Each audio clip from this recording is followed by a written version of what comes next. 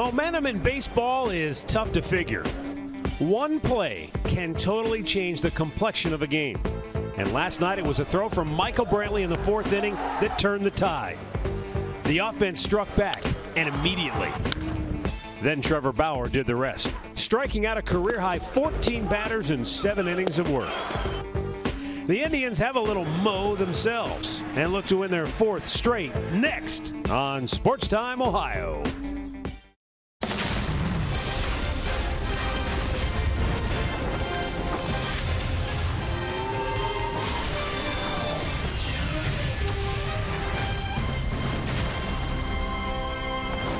It's another beautiful night for baseball in downtown Cleveland, Ohio, as the Indians look to stay red hot, trying to run their win streak to 4 in a row against the Oakland Athletics here at Progressive Field. Hi again, everyone. Matt Underwood alongside Rick Manning. The Indians began the month of May 4 games over 500 and a half-game lead in the American League Central Division.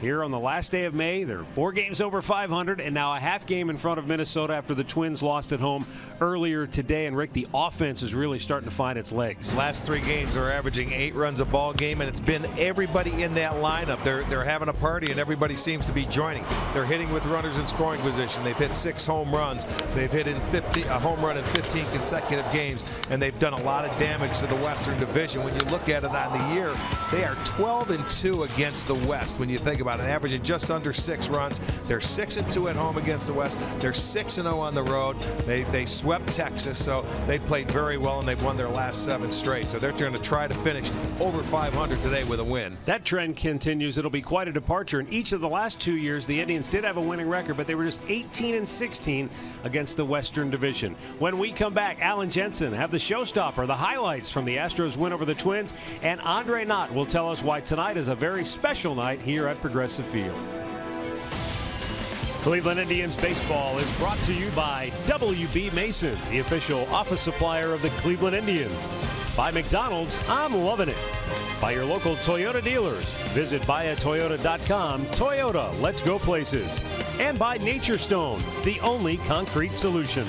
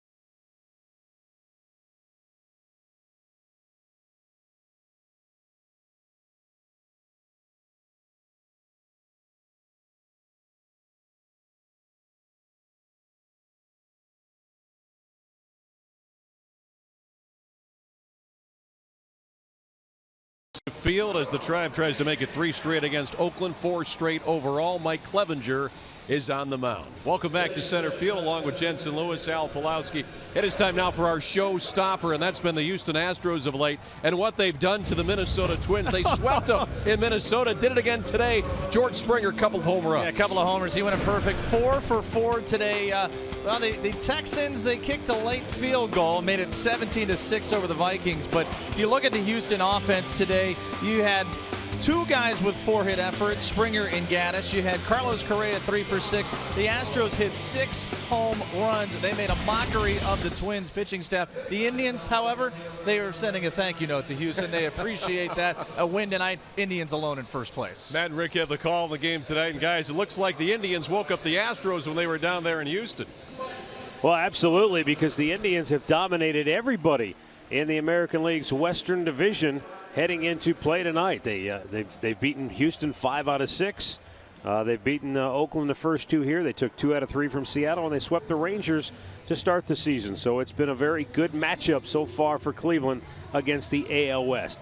Very special night here at the ballpark as we raise money for Cleveland Indians charities, and with more on that, let's go downstairs to Andre Knott, who's standing by with our Hear Right Sounds of the Game. Well, thank you very much, Matt. It is a special night here at Progressive Field as we're going to talk about the Cleveland Indians charities. Today I sat down with a few of the players that do the most in the community for the Indians and for their families and how they've become a part of Cleveland with the work they've done. It's an opportunity for us to give back. I think as players, we're in a position where we're fortunate enough to have the opportunity to impact people's lives, and I think that the Cleveland Indians charities is an opportunity to take advantage of that. Growing up, I've had the opportunity of having baseball fields to play on and just keeping us out of trouble, having some fun, having a good group of guys playing. And there's some places that don't have that. And I know how much I love this game. I know the passion that I have for this game, and I just want to be able to pass it on to some kids that don't have that opportunity to have a field like I did growing up. So we try our best to go out there, build some fields, and just trying to give kids the opportunity to go out and play the game that we love. I do the best I can.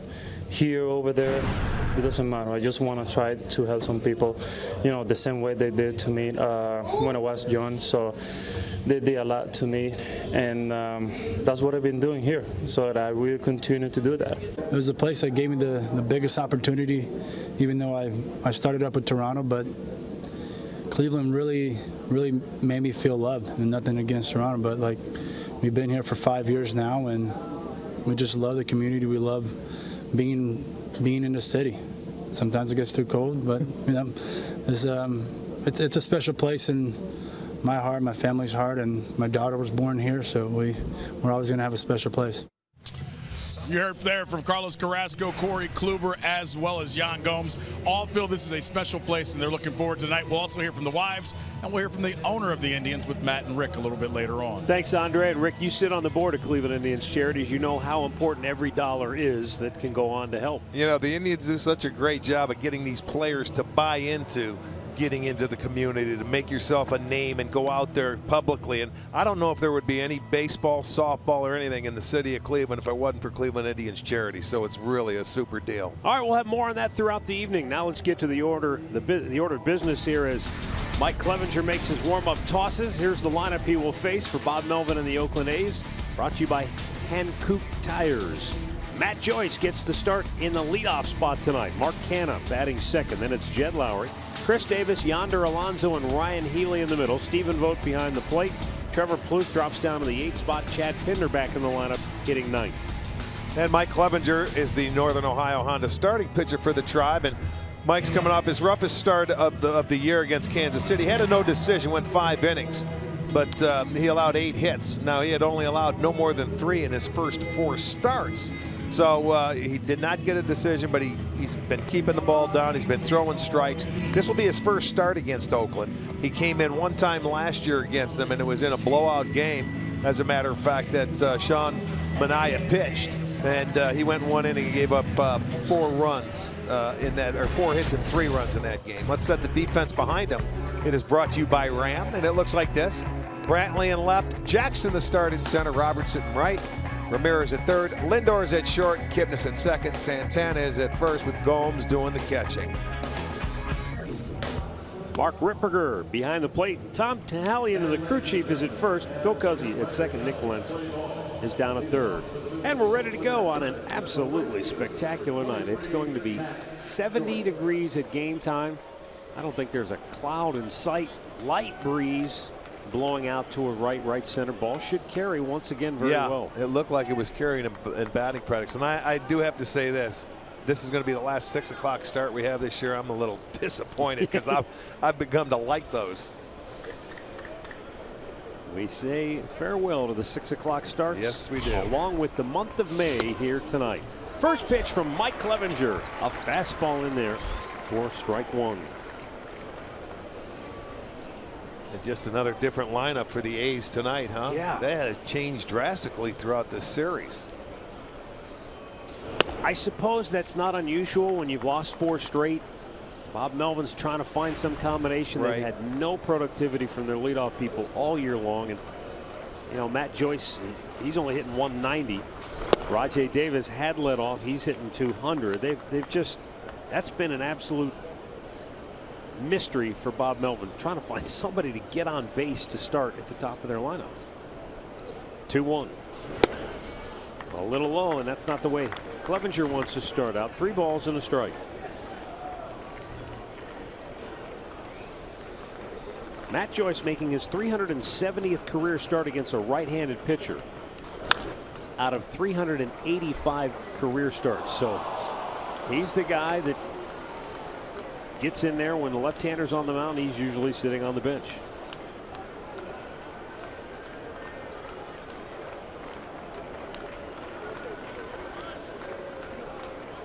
Now the payoff pitch. Pulls it foul. Clevenger trying to come back and get the out after falling behind. And that's been something Mike's done a much better job of here of late, limiting those walks. Yes, pitching ahead in the zone. But again, it's the first inning, and I'm sure he's trying to find it, trying to find a feel here. He's pitched great on the road. Hit pretty well deep left center field. And that is going to be caught. No, Austin Jackson couldn't quite get to it. And around second, Matt Joyce will hold right there.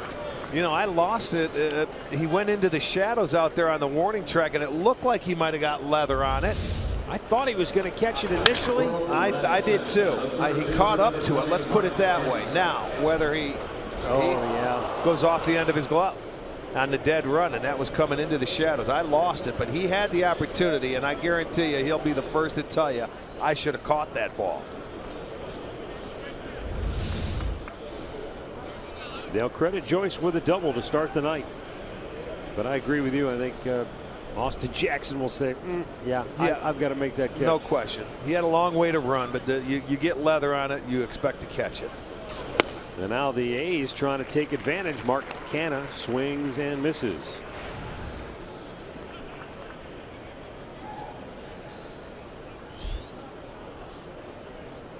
Well, that might be just the break Oakland has been looking for.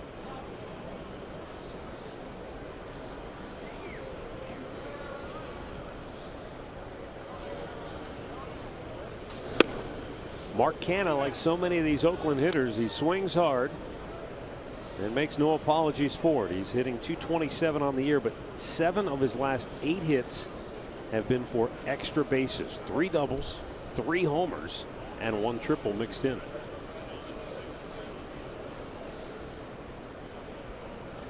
The 1-1 popped him up. Boy, is this big for Clevenger. Yeah. Santana in. 1 down. Yeah, you keep the guy right at second base. Let's go down to Andre, who has more on the Oakland starting 9. Well, it looks like you were on top of what's going on. Bob Melvin's a frustrated manager right now with how they've hit in the first inning. They have the worst batting average in the American League out of the top of the order. Not blaming it on Rajay Davis, just saying they have to change. Trevor Plouffe went off after the game last night because they have 65 strikeouts in the last 5 games. Bob Melvin says he likes his team aggressive, but they've been way too aggressive over the last few days, and it's time to get off the gas pedal a little bit. Well, I think that's a hard mentality to change once guys are into their routine. You're 50 games into the season, too.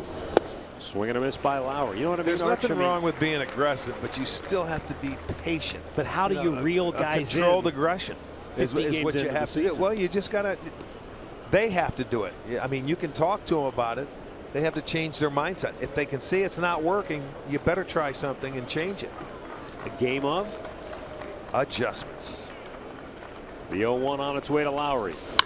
Pops this one in the air, shallow left. Brantley camps under it. And there are 2 down. Tonight's storylines come to you courtesy of Wayside Furniture for Mike Clevenger. Locate the fastball and execute those secondary pitches. That could be a key for him. And the starting pitcher for Oakland, Sean Manaea, we saw him a year ago, and he's a left-hander who completely confounded the Indians. Yeah, he's tough. He's pitched well this year. They have their work cut out for him. Chris Davis, cleanup man, steps in, and off the end of the bat, slowly rolling towards short. Lindor throws him out, and Mike Clevenger works around an early misplay. No damage done. The Indians coming to bat.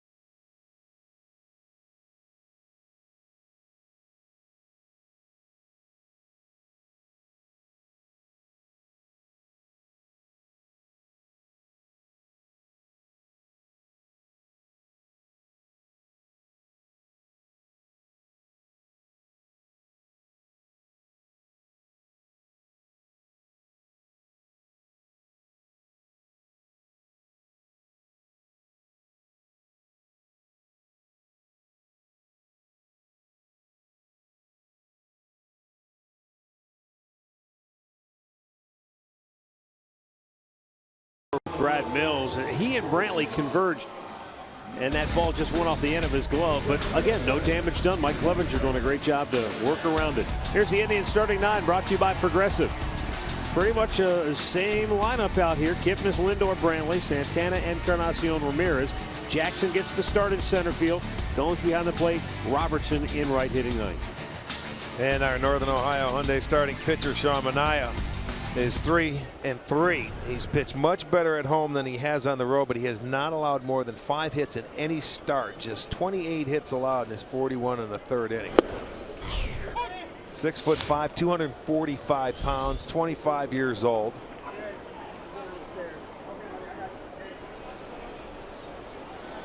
Big lefty winds, and Kipnis shatters his bat, and Manaea catches it, backpedaling off the mound. Where the barrel went out beyond the second base position, and the ball ended up on top of the pitcher's mound. Let's check out the A's D behind him. That's brought to you by WB Mason. Chris Davis in left. Kana gets the start in center. It'll be Joyce in right. Plouffe at third. Pinder at short. Lowry at second. Alonso at first. Vogt doing the catching.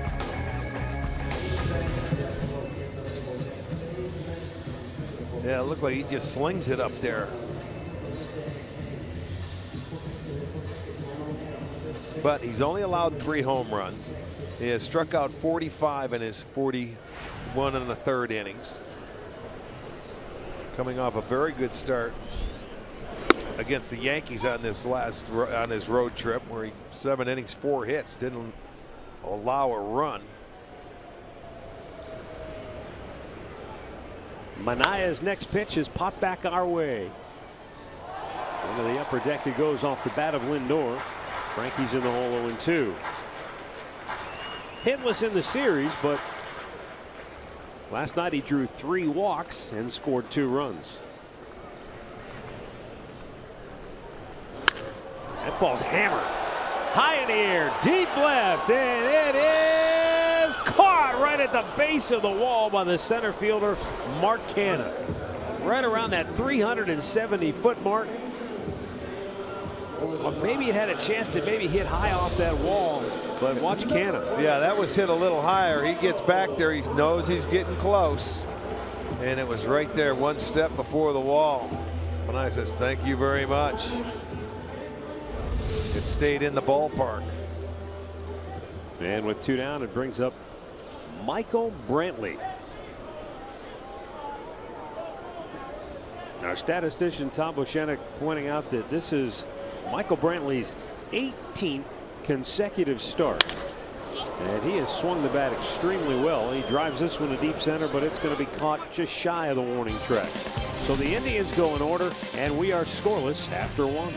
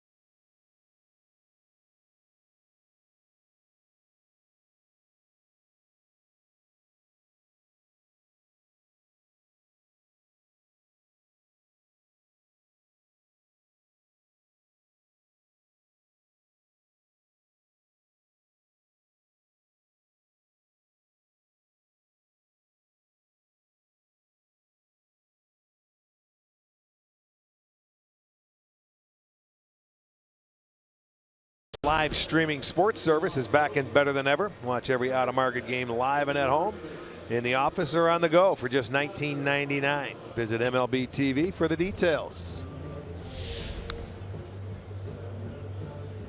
Second inning, no score. Yonder Alonso will lead it off for Oakland, then Ryan Healy and Stephen Vogt. The Indians begin the day 27-23, a half game better than Minnesota, who lost their 4th straight earlier this afternoon, beaten at home by Houston. In fact, swept by the Astros, and whew, they weren't just swept, Rick, they got bullied by Houston. Beat them up, torched their bullpen. Well, that team can do it to you. Houston, they're a dangerous team. By the way, Houston is now 38-16 on the year. Yeah, and look what they are on the road. I mean, they're unbelievable.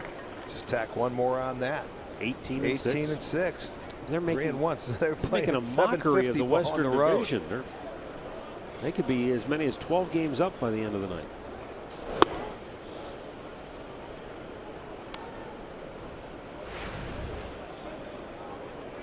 Yonder Alonso is having himself quite a month. He has hit 10 home runs in the month of May. As of this morning, that was the most in the majors.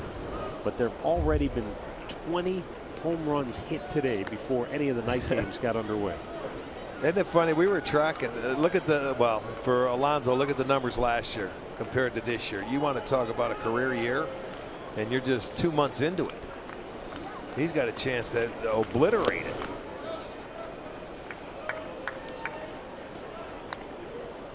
And speaking of obliterate, the home run record for the month of May, we're almost. I think that we need to see 37 more home runs. 47. 20 have already been hit. Okay, you're right. Okay, gotcha. So 27 more, and it'll be a new record. Yonder Alonso down on strikes. There's our Kia in the driver's seat. Take a look. 1,023 home runs hit this month entering tonight. And as I said, we've already seen 20 hit before any of the night games began. All-time record was set in 2000. 34 and home you know, runs we a did the day same this thing month. at the end of April and talked about the home runs being hit, and you had to go back to when the last year they broke the record, 2000, the same year.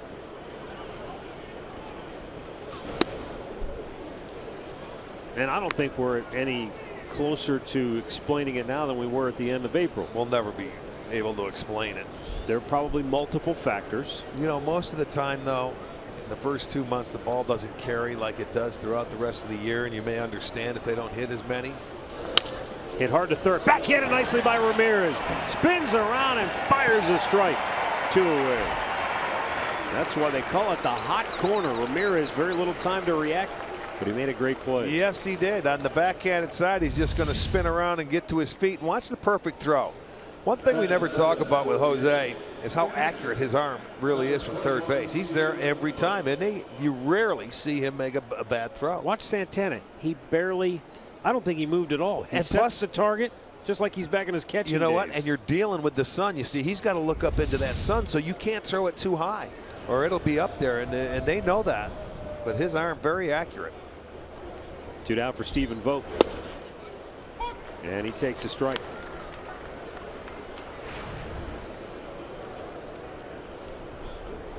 But anyway, you know, the other thing about the home runs is that we've seen it with this Oakland team. We've seen it with a lot of clubs. They're going to strike out a lot.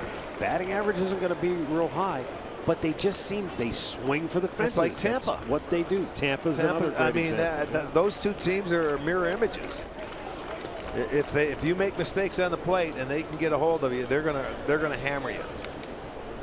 And they have a chance to. Tampa came in here in the series that they played and hit 10 home runs in the 3 games. Well, in the Indians, it's not exactly a home run hitting lineup when you look at it. Sure, Encarnacion's got a phenomenal track record, but they've homered in 15 straight games as a club. Right. And that's the most since '07 for Cleveland. What an inning for Clevenger. They go 1, 2, 3. That's 6 in a row.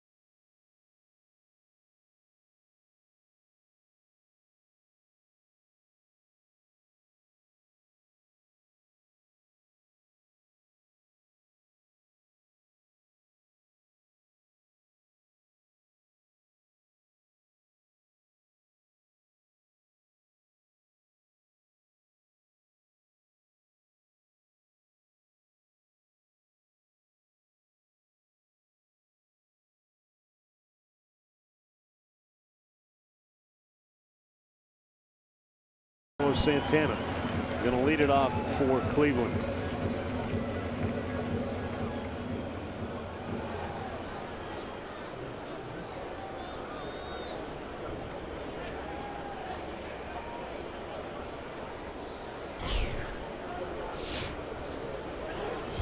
Santana takes a low fastball from Sean Manaea.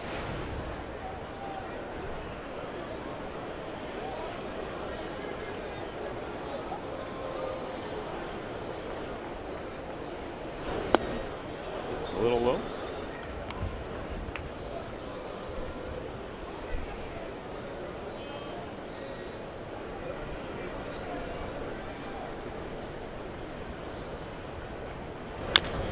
And he pulls that foul. And a count of ball and 2 strikes. Santana 2 for 8 in the series with a home run.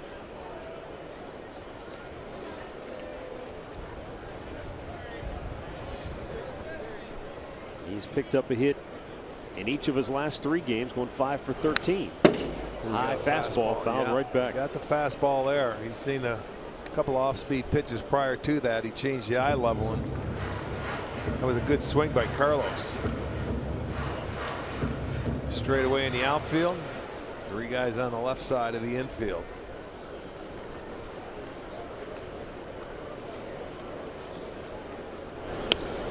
Little low, took something off the pitch. Santana able to hold up, and it's 2-2.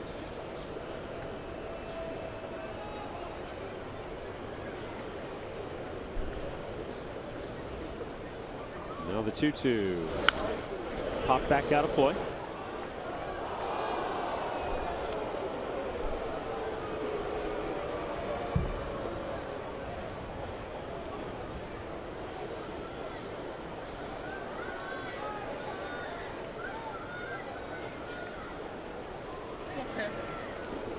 Manaea with a couple of shakes now ready. The 2-2. Chased a high fastball and struck him out, and we'll go to Andre Nye. Thank you very much, Matt. As we told you, as we continue with this fun night for the Cleveland Indians, we have Lindsey Geyer here with us. First of all, Lindsey, what's it been like to be here as a wife of the Cleveland Indians? It is very cool because I haven't had many opportunities to live with Brandon. We did long distance for so many years. So to be here and to be a part of this great group of women, it has been amazing. And I really love the city. All right, let's talk a little bit about the Wives Association and what you guys get into and do. Yeah, we do a ton for the community, Northeast Ohio. We love it, and we pride ourselves on being out and getting involved, especially with the Cleveland Clinic Children's Hospital. That's a huge one, obviously. That is Cleveland. We're also involved with a couple other places, the APL. There's another one, a Providence House. That's the one I also want to talk about. It's a crisis nursery where children can come when parents kind of need to get back on their feet, and then the parents can come back and get their kids. So that's another huge organization we work with. And then the American Heart Association is another one that we do. Plus, obviously, the Cleveland Indians charities as well. Other thing I wanted to bring up to you is the fundraisers that are coming up. What new ones do we have to come up so people can look forward to them? Well, I heard these are the 2 best ones to come to. So the first one is coming up on June 23rd, and that's the Cleveland Treasures Baskets. This is when the players get together, and the outfielders, the infielders, the bullpen, starting pitchers, everybody will have a separate basket with unique items, not just a signed baseball you can get at the store or at eBay or something like that. There'll be very unique items in addition to some of the players' favorite things. So Section 153 on June 23rd out on the concourse, you can come and you can bid on some of these baskets. The other one, did we talk about that one? Okay, July 7th is jerseys off the players' backs. So after the game on the 6th, we'll literally take the jerseys, the guys will sign them, we'll get them authenticated, and then people can bid on those on the 7th. You did a great job remembering everything you need to remember. I'm not asking her anything else because she could take my job. Back to you guys. Great job, Andre. So I got a miss by Jose Ramirez, who falls behind now 1-2 against Sean Manaea.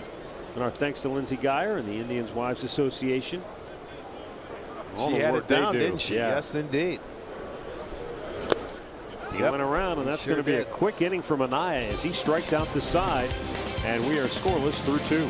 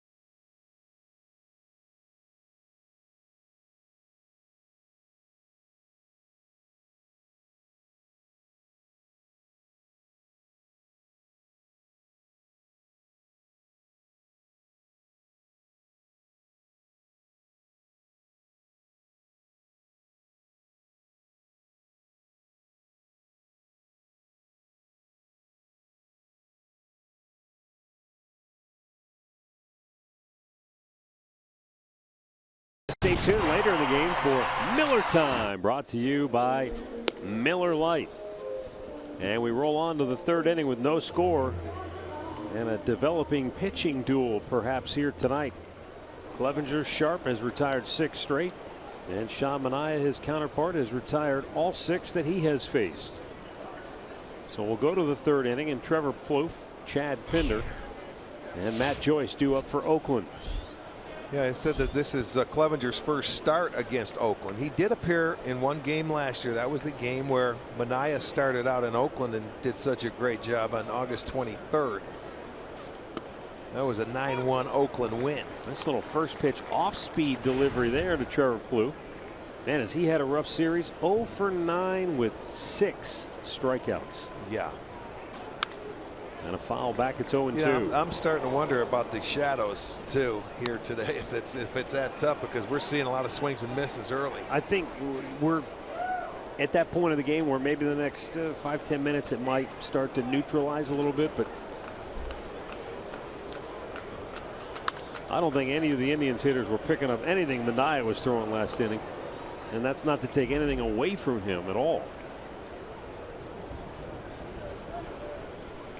You can see Clevenger, he's still bathed in sunlight, but as soon as he lets go of the ball, that thing's in the shadows the rest of the way to home plate. And Plouffe chases one in the dirt. And that's 3 strikeouts now for Clevenger. Yeah, you're looking at 6 strikeouts between the 2 pitchers in the first 13 outs. And you can see it's tough to pick up spin. That's probably the toughest thing as a hitter. Pick up the spin of a breaking ball or maybe a changeup in those shadows. But I'll tell you one thing, though, the Indians in this series have pitched Oakland awfully tough. 2 walks, 35 strikeouts. And of course, last night was an incredible performance when they had 14 strikeouts from Trevor Bauer, and then the bullpen came on and they punched out 5 more.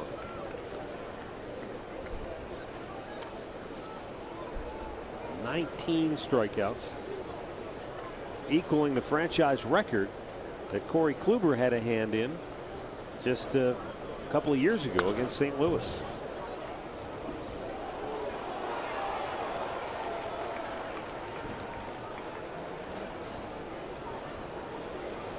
And Corey Kluber set to make his first start coming off the DL tomorrow. Oh yeah, bright and early. We got a noon start. We'll have it for you right here on Sports Time Ohio. So you'll want to tune in and check out the Klubs.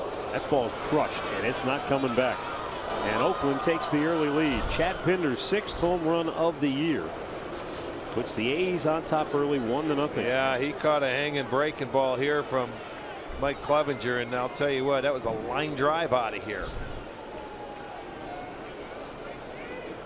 3rd home run that Clevenger is allowed. Look at it on our Nissan pitch tracker. You see that ball stay middle of the plate, and Clevenger, he knew it. He put that head down, and that's not where you want to leave the slider. And that one will not return, so Oakland will take a 1-0 lead. And up comes Matt Joyce for the 2nd time tonight. Little low ball 1. Indians fell behind 3-0 last night. And we're on the verge of going down 4-0 before Michael Brantley's throw home nailed Ryan Healy, and then the Indians scored 7 straight.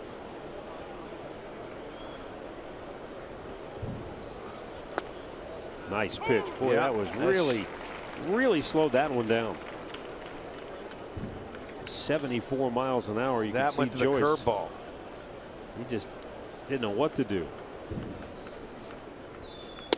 Came back with a heater and just missed off the inside corner. It's a good job of changing speeds, the locations. The slow curveball outside, then run one back in on the hands, which he did. It just missed. And he strikes him out with a great changeup. 4 Ks for Clevenger. 2 down. And here is our great clip of the game from last night. A lot of Trevor Bauer. A lot of swings and misses, and boy, when did he strike out the side 4 different innings yesterday, and he was just unbelievable. He just got on a roll, and it did not stop. And when he got his 14th, which is a career high, That was awesome for him. That was a great game. 7 innings, I should say. The last 10 outs that Trevor Bauer himself recorded were all via the strikeout.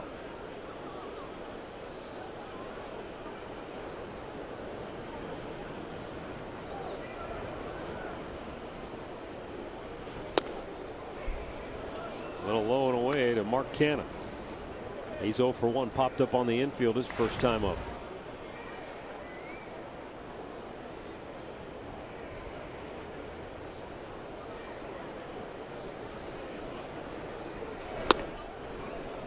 Oakland has dropped 18 of their last 22 on the road. Yeah, they have really struggled. They played very well at home. 15-10. 7-19 on the road.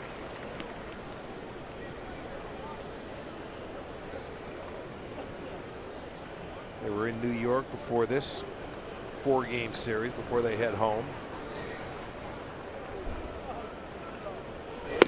Swing and a miss, full count. You want to talk about something that you just kind of shake your head and think, how is that possible? As bad as the Indians have been at home so far this year, the Twins, the surprise team of the division so far this year, they're now 12-18 at their home park this year at Target Field.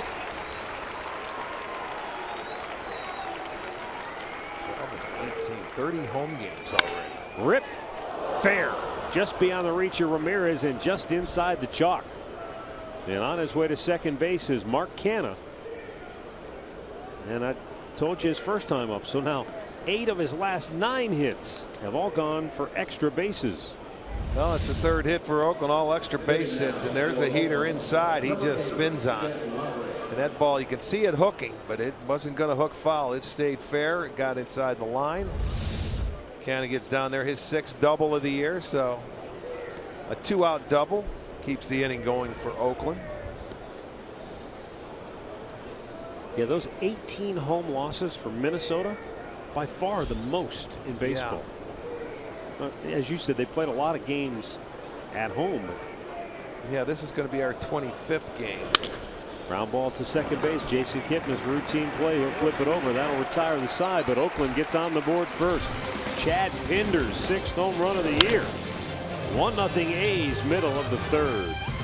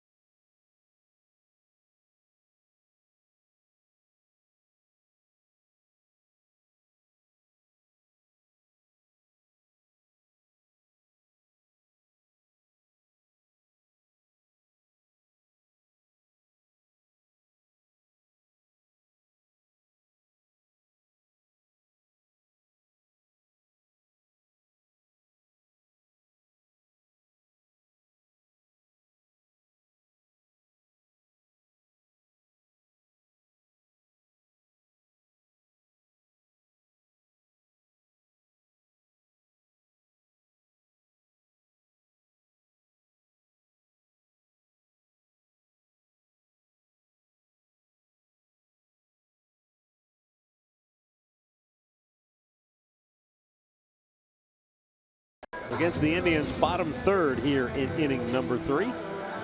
Oakland with a 1-0 lead. Austin Jackson, Yan Gomes, and Daniel Robertson duo. Manaea slings that fastball in there for strike 1. Fastball, slider, and a changeup. I think he throws that split change. So it might have some funky movement. A lot what we saw Sonny Gray last night, or is that just a plain splitter? Well, they call it a split change. We'll see. Yeah, I mean, I want to see how much off his fastball it is. His fastball is anywhere from 91, 92. Austin Jackson pops it in the air. Over comes Matt Joyce, the right fielder, and makes the catch. One away. T-Mobile Unlimited baseball break. Albert Pujols closing in. How about that? Next one will be 600.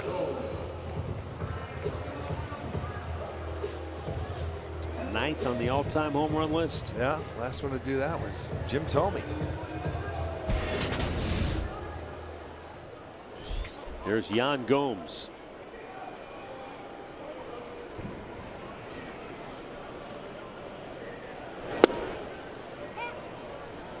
Gomes played in the series opener. And he walked, singled, drove in a run, scored a run.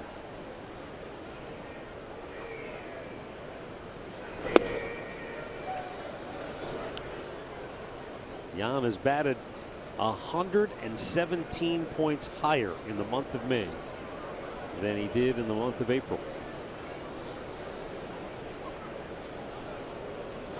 And in his 18 games played, 3 homers, 11 runs batted in.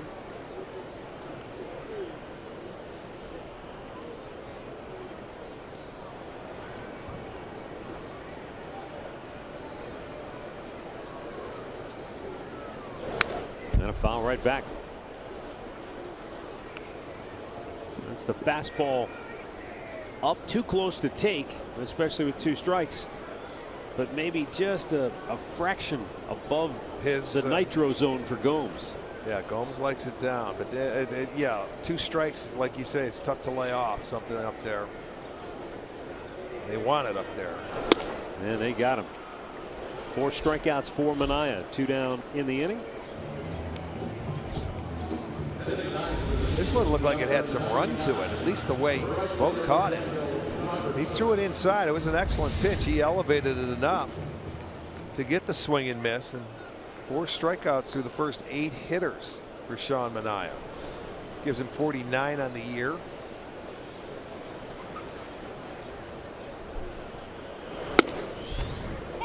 They peppered that one in there at 95 miles an hour.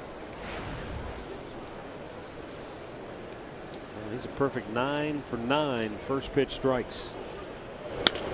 And Robertson chops it to third. And again, the Indians are retired in order. Through 3, it's Oakland 1 and Cleveland nothing.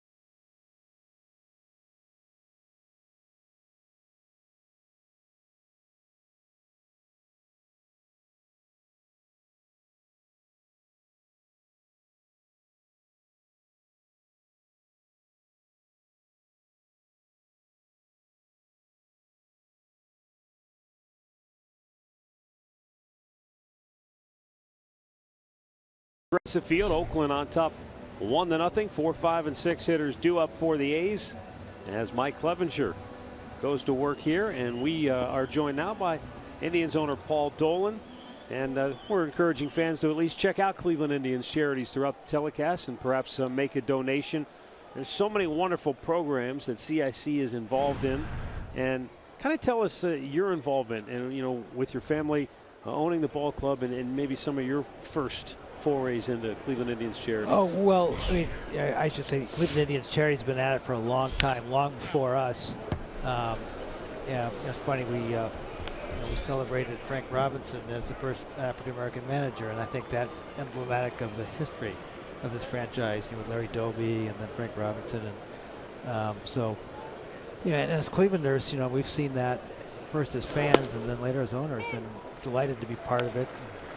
You know, I think from day one, whether it's building a field or painting some fences or whatever, you know, we just start chipping in what everybody else is doing, because it's all in when it comes to helping our community. Baseball in the downtown Cleveland, in the inner city. Yeah. I mean, there may not be softball or baseball if it wasn't for CIC. Yeah, that's, you know, the Indians have supported baseball here in the city for a long, long time, and you're right, Rick.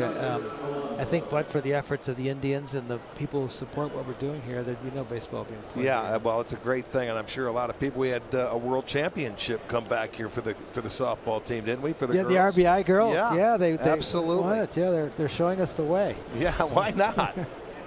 There's Yonder Alonso, and Clevenger continues to fire strikes. And of course, Velasano will be coming up later this summer. I know that's very near and dear to your heart as far as the cycling event that raises money. Right. That's you know, something the Indians were, you know, sort of were early into that, and I've enjoyed my role involvement with that. But Velasano is just one of the many things that the Indians do, you know, inside of the charities and just as a business in Cleveland, in terms of supporting various causes. And you know, there's a lot to do, and we do it because it's important to us. But as an organization, you encourage all the players who come here into this city and welcome them. You want them to be a part of it. You want them to be a part of the community, because a lot of people don't really live here all year round, but the time they do spend here, they can spend quality time and take care of a lot of different people. They have a great opportunity to make a huge impact on the lives of kids,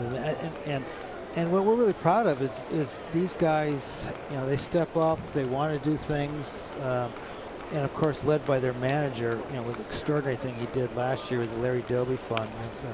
You know, Rick, how many times have you seen a manager in the middle of a pennant race start worrying about youth violence in the city and rallying? He's a beauty. He is a beauty. And you know, and we just kind of run with that. That kind of culture that he creates. Well, and that's the thing, though. It builds off each other. And the more players that come in and the organization that's in it, Tito's in it with his staff. And it's nice to have people here year in and year out that will do that consistently. Yeah. Close pitch just missed outside. And a full count now for Yonder Alonso.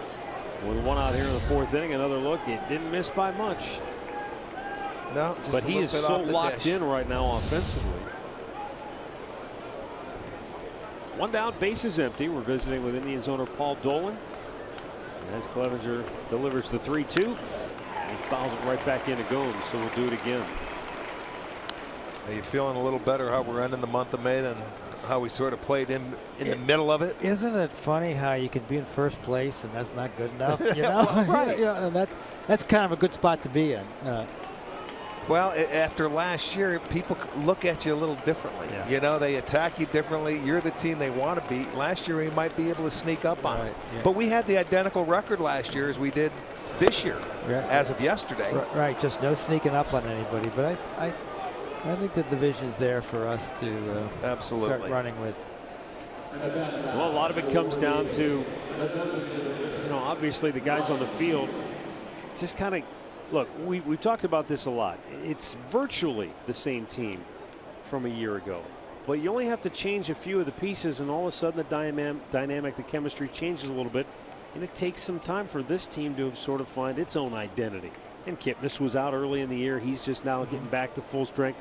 Corey Kluber's now missed quite a bit of time. He's going to come back tomorrow.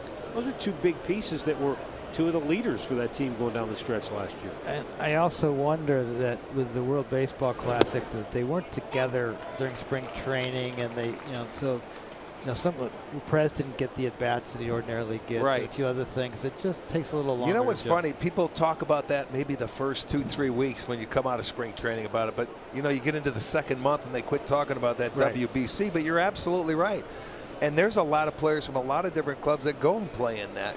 And there's not really a good time to play that, I don't think. Yeah, I mean, I'm a big fan of the WBC, but it does present a challenge. It sure asking does. guys to go all out right at the very beginning of the season and disrupting the process of getting the team ready to go. Well, I can imagine your thoughts and the way Tito was when you see Andrew Miller going out there and he's going to play for Team USA. You're going, oh my God, please don't get hurt. Yeah, you watch those games rooting for him not to come in. Yeah, right. Please have a big lead. But it's great to see the U.S. win. Yeah, and I think that'll help stir more interest in it. But you just peaked it when you said WBC because I forgot all about it. Yeah. Well, that's good. Yeah, you're right. And we kind of move on. Yeah, you move on, turn the page, and let's go. We got to win baseball games now. Mike Clevenger with a one-on-one out here in the fourth, and now the 1-2 on its way. In the dirt, trying to get him to bite, but he won't chase. Healy grounded out his first time up, and he is as locked in as Yonder Alonso. This is a pretty good 1-2 punch, 5 and 6 in their lineup, because Healy was 5 for his first 8 in the series with a home run. We were talking tonight before you came on, Paul, a little bit earlier about the home run ball, and again we're ending the month of May with a chance to break the record of home runs. We needed what was it, 47 or something by the league today to break the monthly record for May. 47 today. Home runs total. Yeah. The home runs total for the month. There were 20 hit before any of the night games started. In one day? Yes. Oh, yeah. Oh, I guess I don't pay attention to how many home runs get hit in a day. Well, we did it at the end of April. Were they all in Minnesota today? There were 6 of them there. Oh, no way more than that, 7. 34 a day this month. I hadn't really thought in terms of home runs a day. Wow, that's extraordinary. Well, that. Nice pitch. 6th strikeout for Clevenger. Paul, do you have any thoughts? I mean, it's fun to talk about it, and I know fans probably talk about it. Is it good for baseball, bad for baseball when you have that many home runs, or if it's a topic of conversation? Well, I would answer that a little differently. Who doesn't, other than pitchers, maybe who doesn't like home runs? Right. It's all the strikeouts and walks that go with it, I think, that changes the game a little bit. You like seeing the balls in play and action. But when guys are striking out a ton in order to hit those home runs, they're breaking records as far as strikeouts go too. I agree with you. You like a blend. I like a few home runs. Make your home runs when there's 2 guys on base, and then get some base hits. And, what are you, Earl Weaver all of a sudden? Well, yes, if you can get a few base hits in there and you get solid pitching. He was before his time. What did you think of Trevor Bauer last night? Well, 14 strikeouts. That was extraordinary. I had a big group with me last night, and I wasn't able to watch it as closely and kind of look up and see all those strikeouts lined up, because he was struggling a little bit early on, and all of a sudden he settled in. Down 3-0 after Michael's throw from left field to end that inning. It held it a 3-0 lead. He went to work. Yeah, we apologize. You're a little higher up than you normally sit for today's game. It's safer. The foul balls were coming in at us at quite a rate. Gomes tried to grab it, but it was behind the plate for a foul ball. 1-2 the count on Stephen Vogt. How's Mom and Dad doing? They're good. They're down there. Are they? Yeah. Dodging foul balls. Now they're a little closer to the action.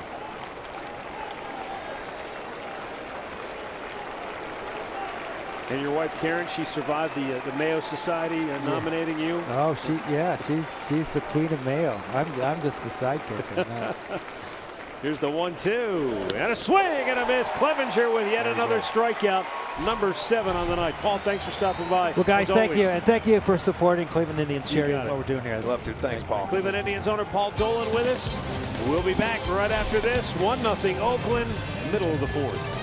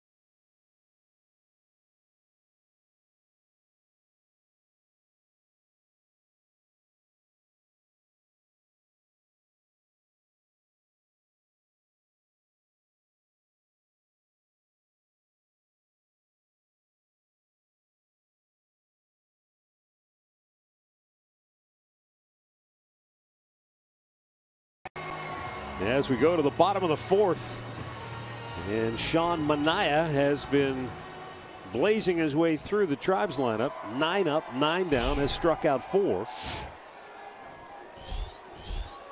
He destroyed one of Jason Kipnis's bats the first time he was up.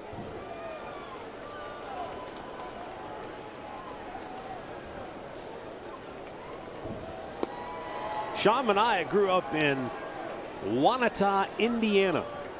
It's about 10 miles east of Valparaiso. And how about coming out of high school completely overlooked? No team drafted him.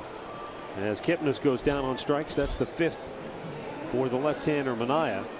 So he ended up going to pitch at Larry Bird's alma mater at Indiana State. And eventually they found him. Well, they found him, and they found a good one because he's dealing tonight, boy. 5 strikeouts, no walks, is not allowed a hit. And this is the 4th inning. They're going through the lineup the 2nd time. I don't know if they're picking him up or what it is, but he has some ugly swings working right now.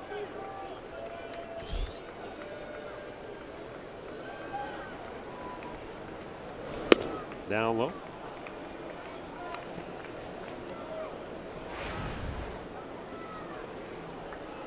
Francisco Lindor flied to deep center his first time up. It was actually left center field, but it was the center fielder Canna who made the catch. And Lindor sent it to the 370 mark. Maybe a couple of feet shy of banging it off that wall for extra bases. Had a good swing there and fouled it back. Well, that's the thing you do when you're not seeing many good pitches off a guy and you get one. You certainly hope you put it in play and hit it hard. You don't want to foul it off.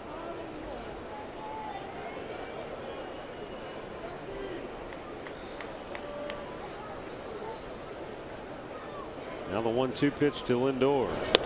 Missed outside. You know, it's one of those situations where obviously it's easy to look back in hindsight, but if you're Kansas City right now, boy, would they love to still have Sean Manaea. But do they get to and win the World Series without Ben Zobrist? You know, he was such an integral part of their team. Yeah. He could do a lot of things. Obviously, he was a key piece for them. Yeah, but you can't look back if you win it. You can't. I know. But right now, if you're Kansas City with their pitching issues and some of the things that have gone wrong, boy, would that guy look good if he was still on our team. I think every team can say that. Yeah. No matter what, whether you get there or you don't, you could always look back. Lindor yanks one deep left field. Davis looking up. It is gone to Souvenir City. Hit off the top of the railing. And Francisco Lindor has his 12th home run of the year. And we're tied at 1. Yeah. They're throwing it in like it didn't go over, but it looked like it hit the railing. And we may see him asked to take another look at it. But it certainly looked like it went over and hit the railing. Let's make this our yellow would bring it to Lumber. Take a look at it and see. It's a breaking ball. The slider down. Frankie put a good swing on it. You're going to see it go over and hit the railing and then come back. Let's see here with the shadows. We're having a tough time up here, but oh yeah, it's gone. It's They're a not homer. Even challenging. It's a homer, so that we have a tie ball game on a pair of home runs. Michael Brantley flied to center his only time up. That's only the 4th home run allowed by Manaea. And Lindor hits his 12th.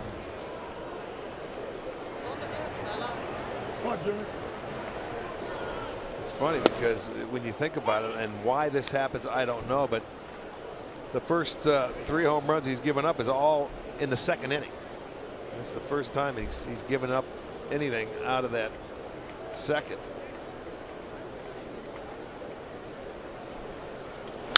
Brantley shoots one to left, but it's right at Chris Davis. And there are 2 down. That's.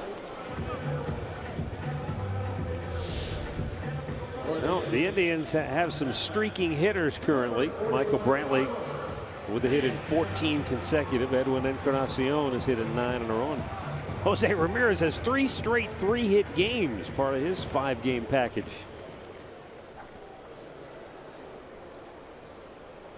Going to bring up Carlos Santana, who struck out his first time up.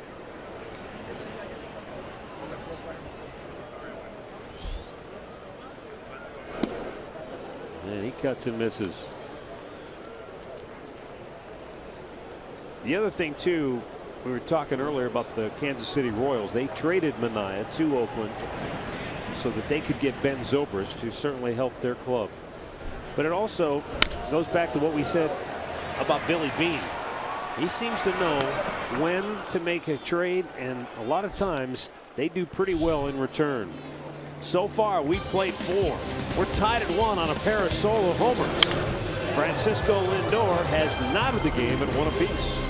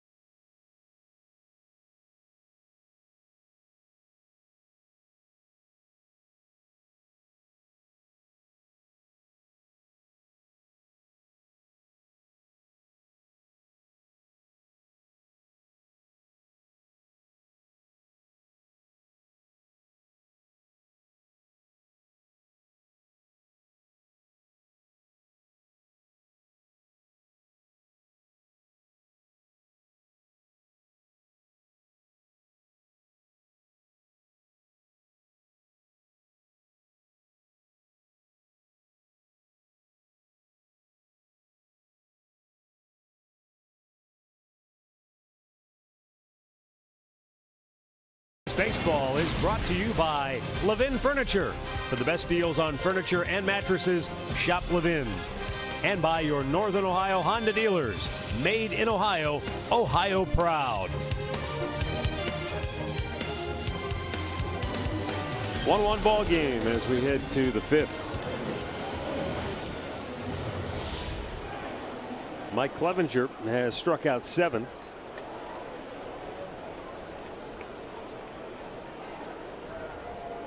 And he goes to work here in inning number 5 against Trevor Plouffe. Well, the Indian starters in the last 3 games have done a wonderful job. A 3-0 record, 2.34 ERA. A couple of walks, 24 strikeouts coming into today. Out of plate on the right side. Clevenger going out in the 5th. He has 6 strikeouts, walked 1. 1 mistake, cost him a run, and other than that, he's locked in too.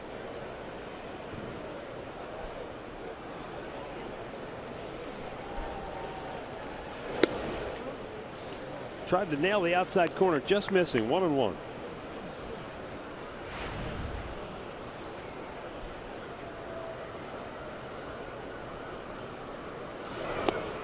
And boy, he has been able to change speeds very effectively here tonight. And it's that curveball. He got the slider hit out of the ballpark, but now that curveball takes so much more off of it. His change is very effective because that has great movement going down and into the righties or away from the lefties. And he's not afraid to throw that fastball inside. And he's keeping everything down.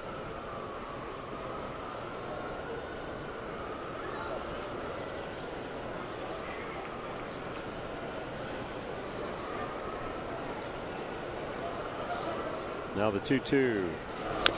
Another breaking ball, and Plouffe did well just to get a piece of it.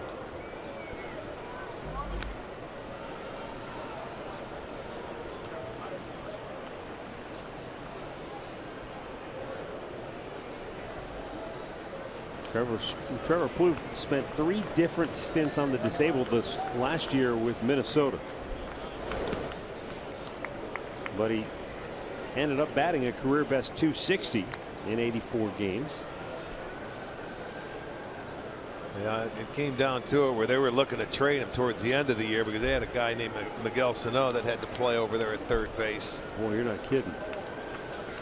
3-2, foul back.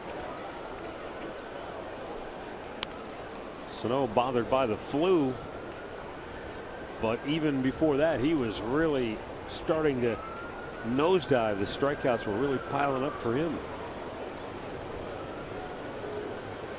Mike Clevenger's payoff pitch to Plouffe is a foul right back.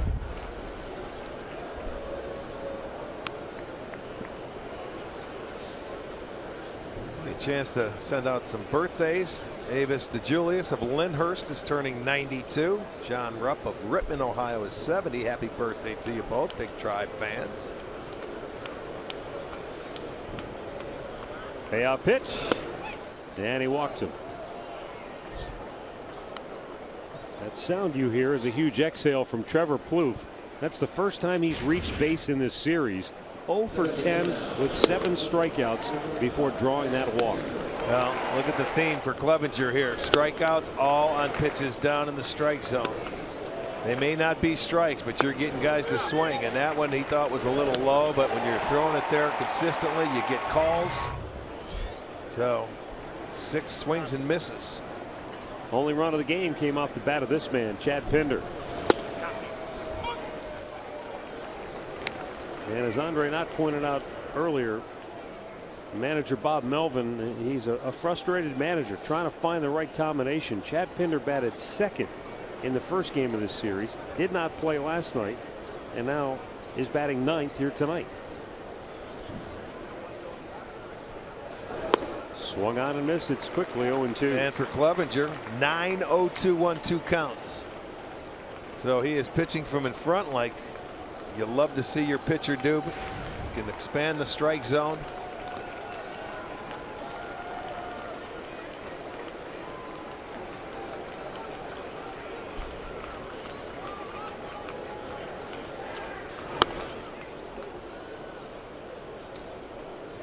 By the way, for Pinder, that home run, that's his 5th home run that he's hit in the last 12 games. Yeah, 6th overall, so you could say he's been hot. Some of these guys just seem like they binge homers. They get hot, they hit a bunch in a short period of time.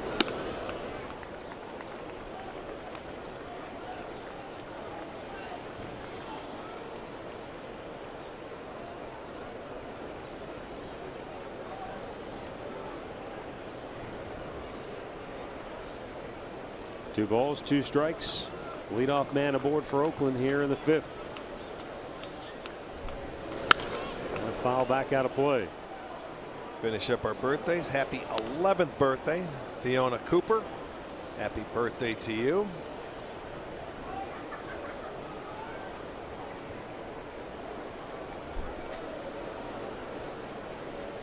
I can't hear Fiona anymore and not think of Shrek now. It's just that name. Yeah.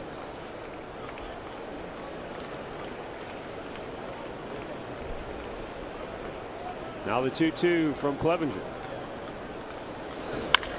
Oh, that boy. is hammered again by Pinder, and he has just hit his 2nd home run of the night. This one hurts. A 2-run shot, and it makes it a 3-1 Oakland lead. You know, the amazing thing is he started him out and gave him a lot of fastballs, and then he got beat by the same pitch that beat him the first time.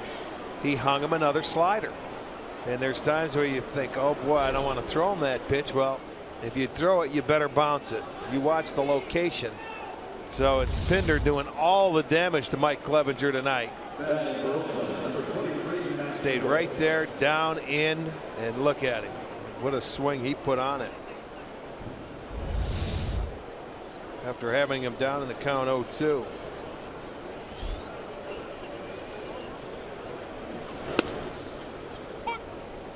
When you look at both pitches that he has hit out, there's one that was a line drive, that was more of a slider. This one a little bit slower, and he stayed back on it. That one went farther.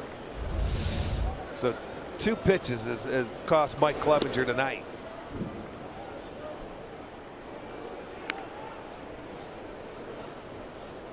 And what makes this one hurt even more is the walk to the leadoff man, Trevor Plouffe.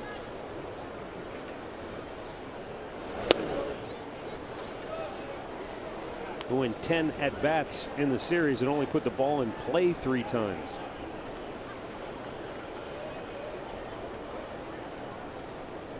The 2-1 to Joyce. Checked. Called a strike.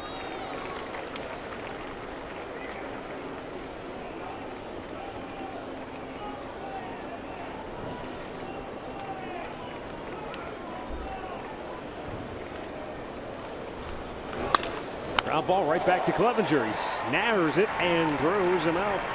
1 down.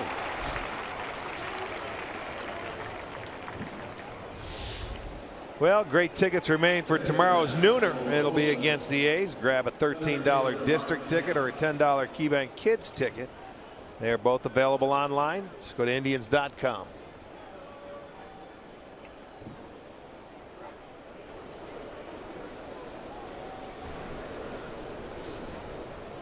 That home run took the air out of this crowd a little bit.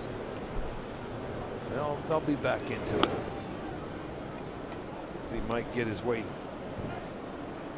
through this inning, navigate his way through, get the offense back up there. He went 5 innings in his last start and allowed 8 hits and 4 runs.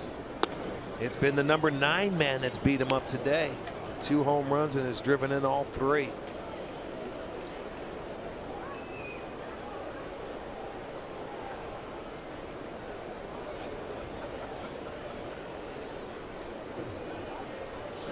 Fastball strike. And it's 2-1.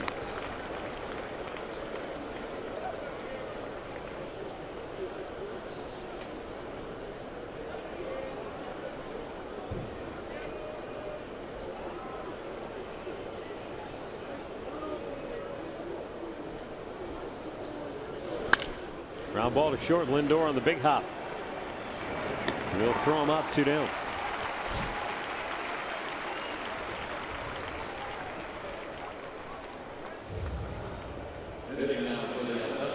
Chad Pinder with his first multi-homer game in his young career.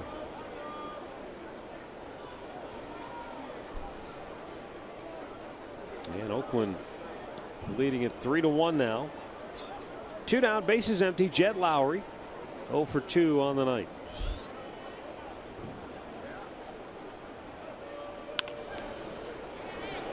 He has been aggressive in this series, and that's going to drop foul. He'll stay alive. Lowry had a 7-game hitting streak in which he went 16 for 29. It's a little better than a .500 batting average during a 7-game tear. In his last 5 games now, he's 2 for 16 with 6 strikeouts.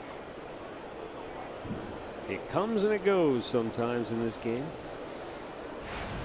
Well, yeah, the key, trying to stay consistent. The 0-1.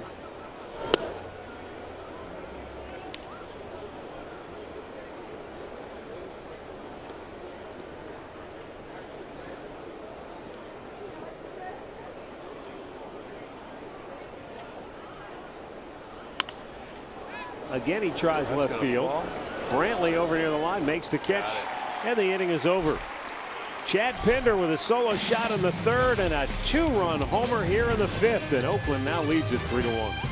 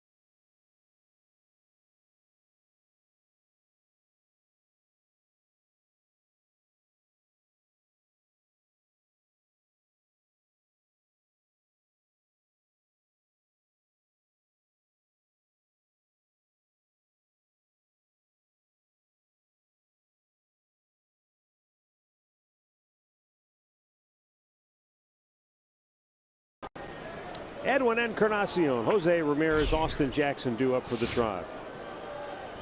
So far, only one hit for Cleveland. Boy, that was called a strike, but it was not a strike.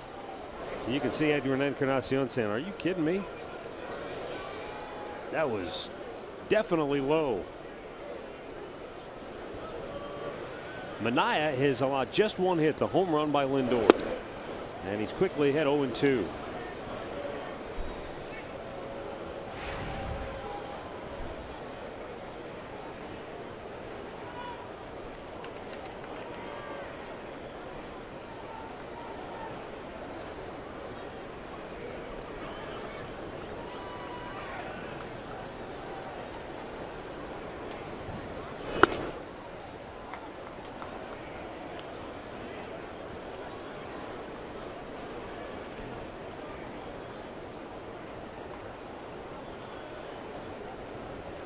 Another 1-2 in the dirt.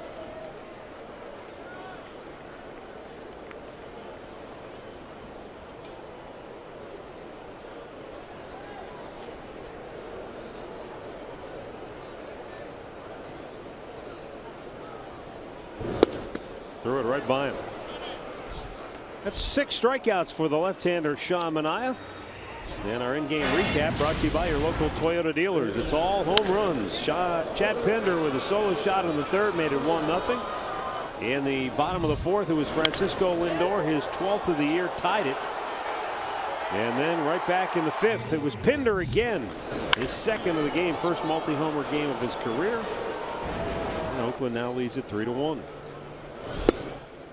When Sean Manaea was with Kansas City, his first year with the Royals,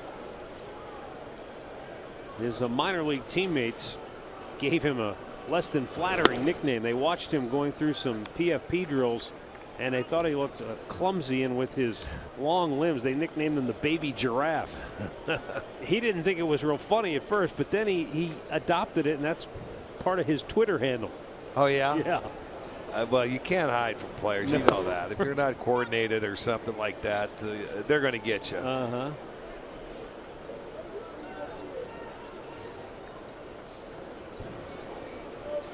Now the 2-1. Missed outside. That must be a Bay Area thing now, because Brandon Belt over in San Francisco, they call him the baby giraffe too. Oh, whatever they call Manaea, it better start with sir if he keeps pitching like this. Yeah, this is his first 3-ball count of the night, and he walked him, so his very first walk. Only the second base runner for the Indians. You see that ball, and it a little inside. Ran a little too much off the plate. And so Austin Jackson's going to be stepping in. He fouled out to right field, his only time up.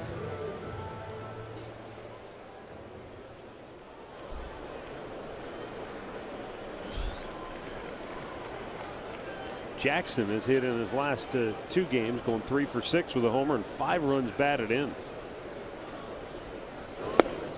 And he takes a strike.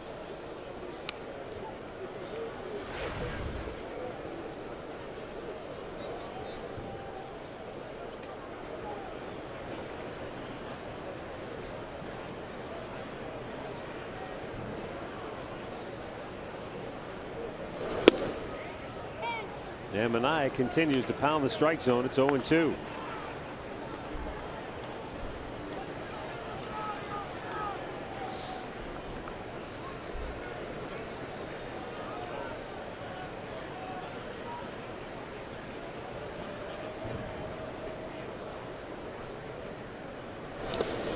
Bounced one in there, but Stephen Vogt able to keep it in front of him. Came up with it cleanly on the bounce.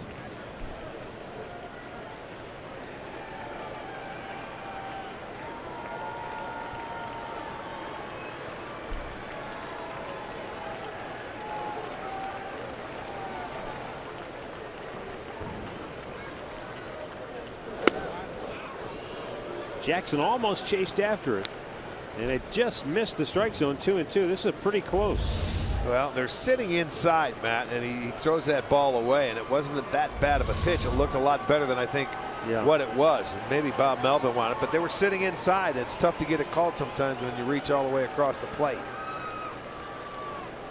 The 2-2. Jackson with a liner to left. Chris Davis makes the catch. Well, Ramirez lost the ball. Lost the ball in the sun. Here's the throw back to first. Double play ends the inning. 5 complete. Oakland 3, Cleveland 1.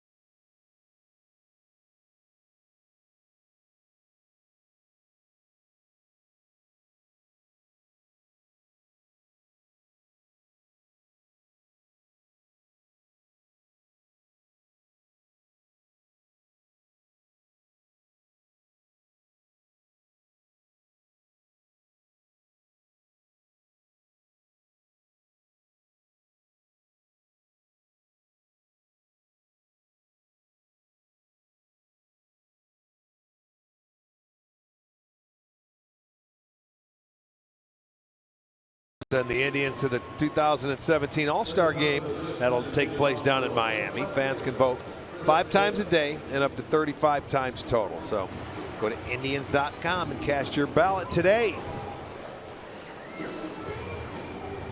And, there was some pretty good vote totals for the Indians players, wasn't there? Yeah, I mean, Francisco Lindor far and away the leading vote getter at shortstop. Jason Kipnis isn't far off the pace there at the second base. Michael Brantley's only a few thousand votes behind Mookie Betts for the top 3 in the outfield. And obviously Mike Trout's the big dog there in the outfield, but he's not going to be playing in the All-Star game now with the torn ligaments in his thumb needing surgery. Well, as we've seen that commercial, Tito needs some of his players down there. He's managing in the ball game, so help him out. Keep voting. Chris Davis, he is 0 for 2. He is grounded out. And he has struck out. Davis in his last 20 games now has struck out 27 times while batting just a $194.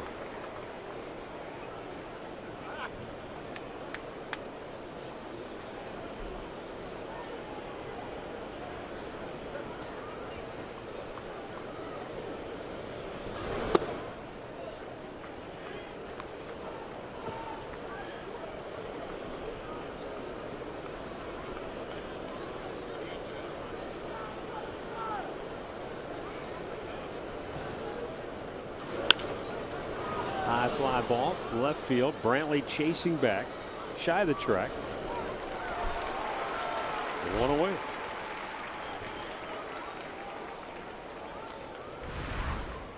There's a look at the top vote getters at this point. Wow, does Castro surprise you at second base? Because there's some good second basemen in this league. Cano, you got Altuve. Yeah. I mean, obviously, you play in New York. A lot of attention there, a lot of fans. But I would think, look, Houston is a huge market, and their fans, they better hep too, because Altuve is one of the best players in the league, let alone the best second baseman, and they've played 30 home games. Well, you got to get on there. That's why we say vote. Vote for your favorite players. And here, your favorite Indians.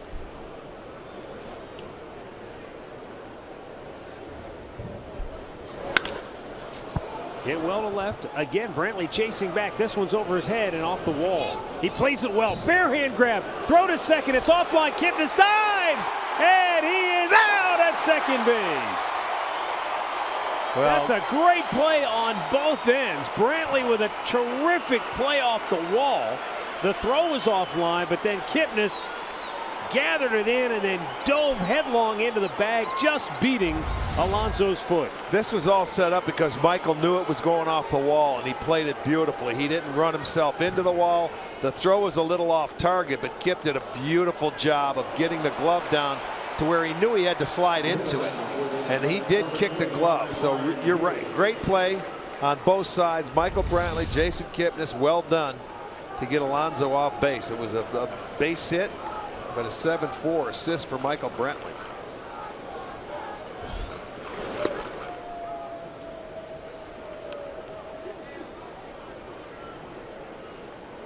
Two nights in a row with an assist. And you know what? For Alonso, that's not a bad idea to turn. He was shocked that Brantley was throwing it in, though, after he rounded first. Lindor gathers it in. Throws him out. Side retired. Terrific play. Teamwork between Brantley and Kipnis.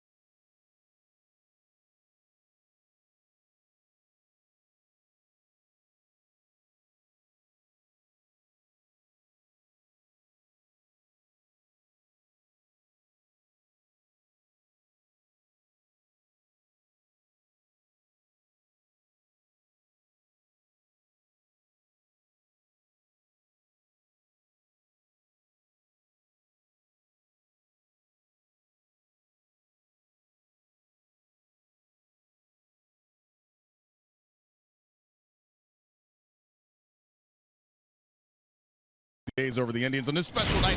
We talk about what the Indians have done off the field. Today is a Wednesday, and on Wednesday home games, Corey Kluber has Kluber's Kids, where he and his wife Amanda host a child from Cleveland Clinic's Children's. As a part of their program, the child or his or her family will watch batting practice on the field and receive Kluber jerseys and watch the game that night from the club lounge. I talked to Corey before the game about the importance of Kluber's Kids. It's something that that we're passionate about. Obviously, these kids are going through a tough time, and you know, if it's something as simple as coming to the ballpark for a day and watching BP and getting to, you know, shake some guys' hands and get some autographs can put a smile on their face, then, you know, it's something that's very easy for us to do, but hopefully makes a big difference for them.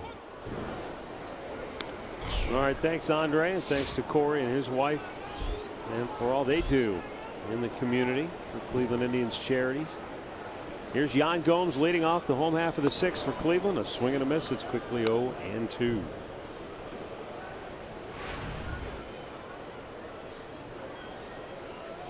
That throw last night at home plate that Brantley had sort of kicked in the offense. You're hoping that one could do it again tonight, even though the one last night saved a run. Let's see if it is a momentum turner. Well, the Indians now just one hit. That is it. Well, remember, we mentioned last year in Oakland when Manaea faced the Indians, he was quite vexing for them. Yeah, 7 innings, 3 hits, just allowed 1 run. He walked 2 and struck out 8. Well, so far he's going into the 6th. It's 5 innings right now. 1 hit, 1 walk, 6 strikeouts. And it was a solo home run that how they got on the board last year in the 6th inning. 7 strikeouts for the left-hander. And there's 1 down here in the 6th. Could it be just the fact that they don't see a lot of guys that look like him, that throw like him, and it's just, I guess, yeah. I mean, they don't have a good track record at all, but you know, he's gone up there, and not many balls have been hit hard. Frankie Lindor has been the one that's been able to, I think, solve them the best. Right back up the middle. Daniel Robertson delivers the Indians' second hit of the ball game. And a one-out base runner now brings the tying run to the plate. Well, and they'll be going through now for the third time. Let's go down to Andre. They're going up to the third time against him, but just in talking to Jose Ramirez and watching the last few at-bats, he's telling me it's just hard to pick up from where Minaya is throwing the ball. He said it just jumps on you once he releases the ball because of how he hides it behind his back and those long arms, he says, and the ball just pops on him as it comes out of his hand. So in other words, he's throwing 91, 92, but it looks like 95, 96. Yes, yeah, understandable. Well, that looks, the way the hitters are reacting, that makes all the sense. That's in the why world. I thought earlier in the year, or earlier in the game, that it might have been the shadows in the sunlight, but it's just his delivery, and then all of a sudden, bam, it's on you.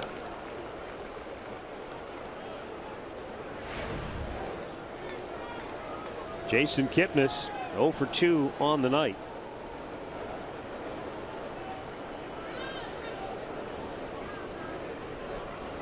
By the way, that second baseman on the All-Star balloting, Starlin Castro, we had him in the lead. He's only 1,000 votes, less than 1,000 votes ahead of Altuve. Okay. And Jason Kipnis is third. And can't forget about Robbie Cano in there too. Then Robinson Cano and Ben Jonathan Scope. That's your top 5. Kipnis pulls it foul. So Kip needs he needs some fans to start filling his name into the ballot. Jose Ramirez is also third in the balloting at third base, and that's a very close race. Manny Machado leads 369,000 votes. Miguel Sano is second, 363. Jose is third, 351. Kipnis pulls it foul again. Well, this is the year that you're not going to see Adrian Beltre there, who is hurt all year long. So that's an opening, and there's no reason why Jose can't go up there and maybe win that and have an opportunity to start in the All-Star game. You know, guys, I was talking to Tito before the game about the All-Star voting. He's extremely happy about it, whether it be Lindor leading at shortstop, and I'll wait till after this pitch to finish off for you. But he's just happy for the most part that fans are recognizing that his guys are good players that deserve the votes, and he wants people to continue voting because he says one way or the other after that game versus Detroit on the Sunday here, he's got to fly to Miami. Right. And he doesn't want to just fly with his coaches. But he said the reason why I'm managing is because of those guys, not because of anything I've done. Well, and he's absolutely right, and he wants them to represent him because he knows how good they are. Well, Edwin Encarnacion also, he is second behind Nelson Cruz for the DH spot. Nelson Cruz leading with 457,000 votes, and Eddie second, 282,000. Then Matt Holliday of the Yankees, Corey Dickerson of the Rays. Albert Pujols a distant fifth, despite. Well, you think Pujols has got to be there because he's going to have 600 home runs. Yeah. He ought to be there on principle. The outfield is just an absolute logjam. As it usually is. There are a lot of good players, a lot of deserving players, and only 3 get to be voted on. Right. They'll take many more than that, but Michael Brantley's got himself a shot. Here's the throw to first, and back standing is Robertson.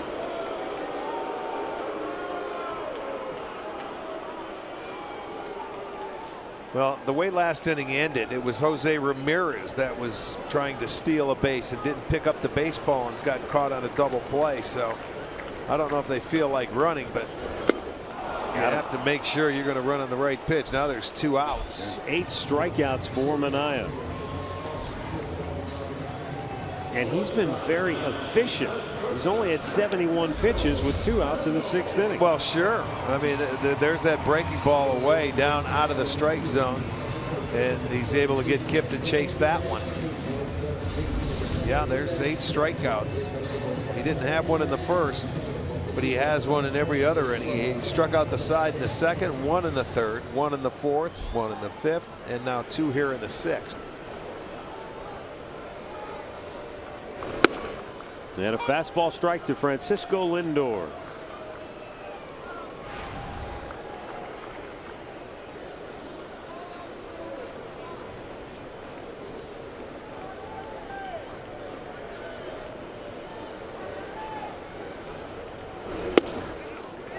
And look, this young man is coming off a start against the Yankees, who don't shoot a bad stick when it comes to swinging the bats and scoring runs this year.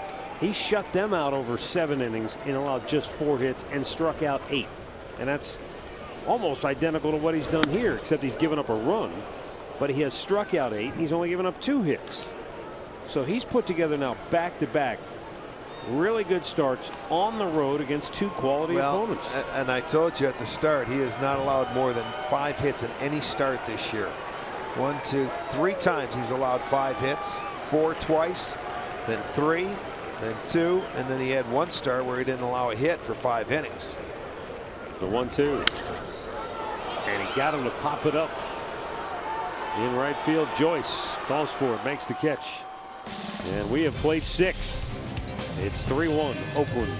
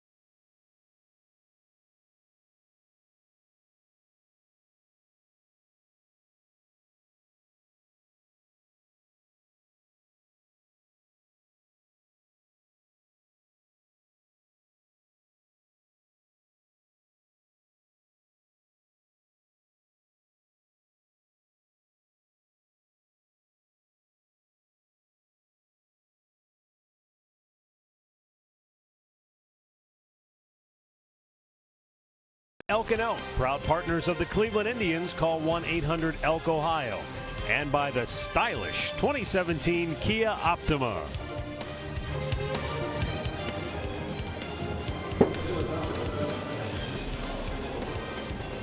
It's a 3-1 Oakland lead as we go to the 7th inning. And hey, the way Manaea is pitching for the A's, the Indians can't afford to give up any more. So they've got the bullpen up behind Clevenger. Mike's done a nice job. He's made 2 pitches to Chad Pinder that have both been hit out of the park. That's it. That's 2 pitches have cost him right now in this ball game. And sometimes it only takes 1 pitch. But his job right now, put 1 more 0 on the board and hope that his offense can go in there and have an inning off Manaea. Bottom third of the Oakland order. Stephen Vogt will lead it off. He is 0 for 2 and has struck out twice.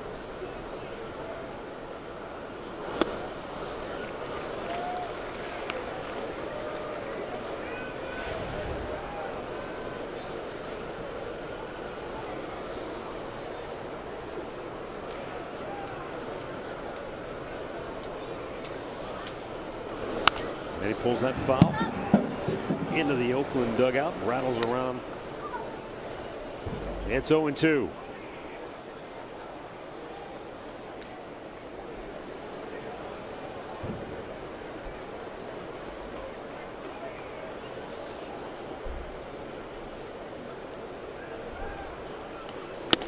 He almost got him to chase, but he held up. 1-2.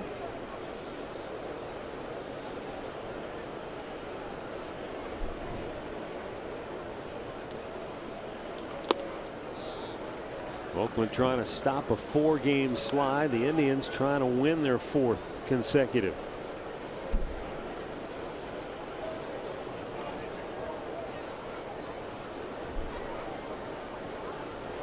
Now the 2-2. In the air, left center. In the gap, Jackson runs it down. 1 away.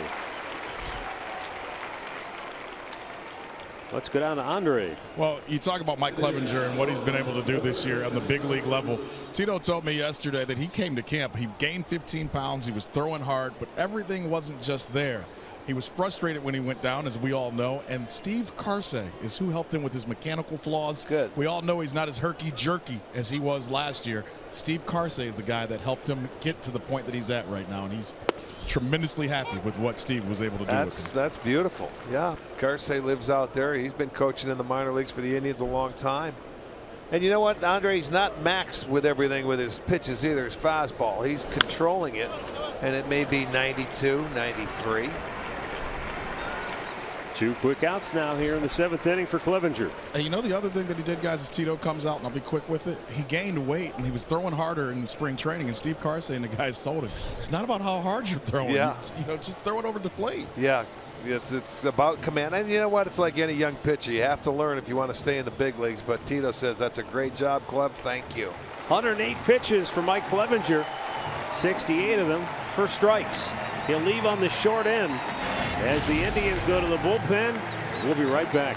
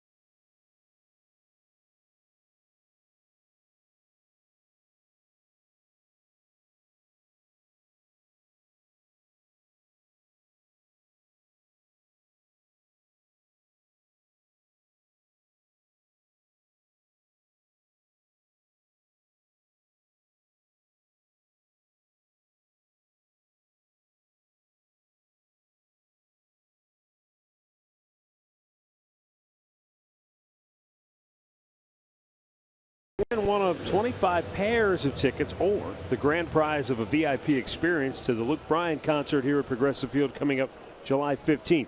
Enter the sweepstakes now at foxsportsohio.com. 2 down. Base is empty. And Zach McAllister. Well, I don't think this guy's going to see a slider this at bat. He's hit 2 of them, or whatever kind of breaking ball that Clevenger was throwing out of the ballpark. McAllister's 15th appearance this year, 19 2/3 innings. He has punched out 27.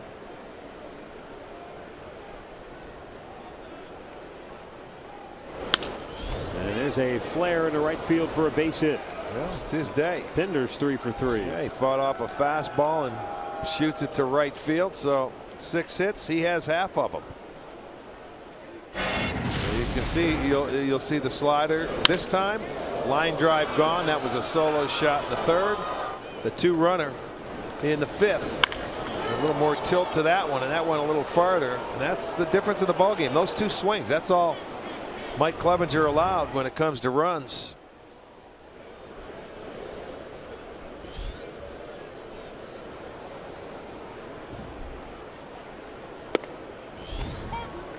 Matt Joyce takes a strike.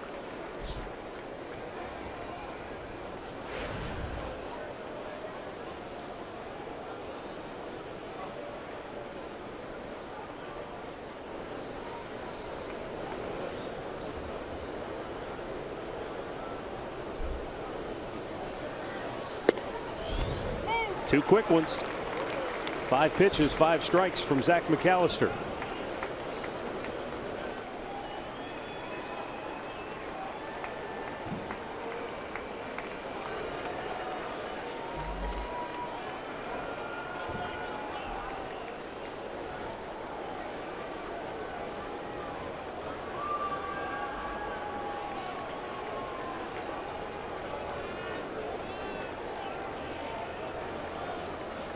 McAllister comes set, and the 2-strike pitch is fouled back. Joyce stays alive.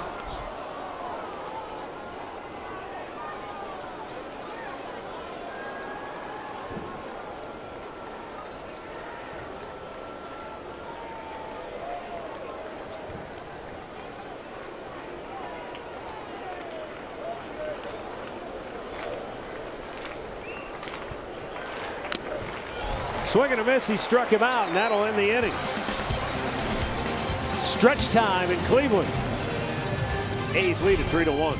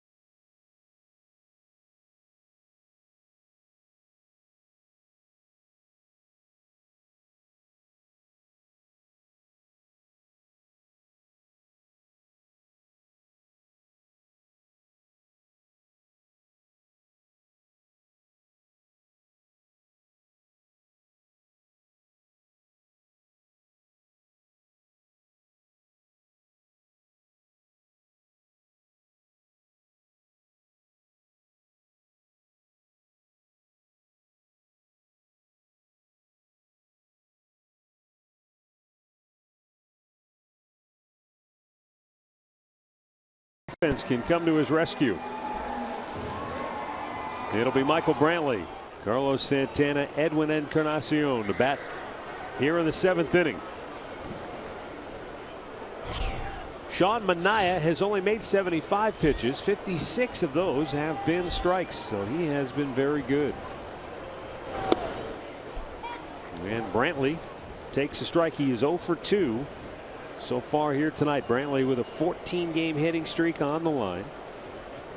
Yeah, you only need one base runner to bring the tying run to the plate. You know, it's funny. You mentioned earlier, I was talking about Lowry and how he had the hit streak and then he went long over. And you were talking about looking for consistency. And the first thing that came to my mind was Michael Brantley. Yeah.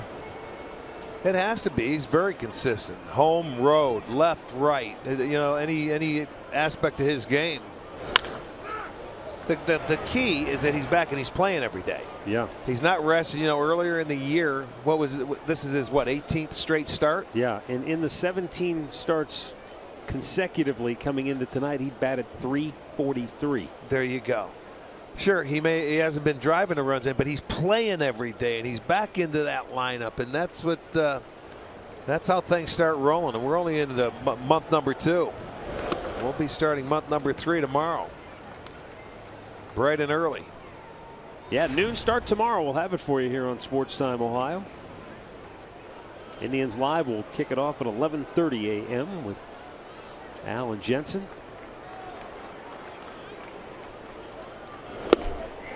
Coffee and donuts with Alan Jensen tomorrow at 11:30. Yeah.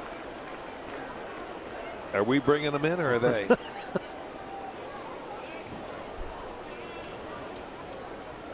You got a good donut shop by you? I'll find one. Now the 2-2. Foul third base side. Yeah, we will do it again. Yeah, then it's out on the road for a short road trip. 5 games the weekend in Kansas City. Monday we'll be off. And then we're going to Colorado. Denver, we haven't been there since what, 2008? That sounds right. Yeah. We'll only play a 2-game series and come right back here for Friday night against the Chicago White Sox. Full count. 60 out of 82 pitches strikes for Manaea, but he has been very careful with Brantley here. Well, this is the most pitches he's thrown to any Indians hitter tonight. 7 for Michael Brantley. You'd love to get this leadoff man aboard. Pulls it foul. Well, it's a pretty good battle going on right now.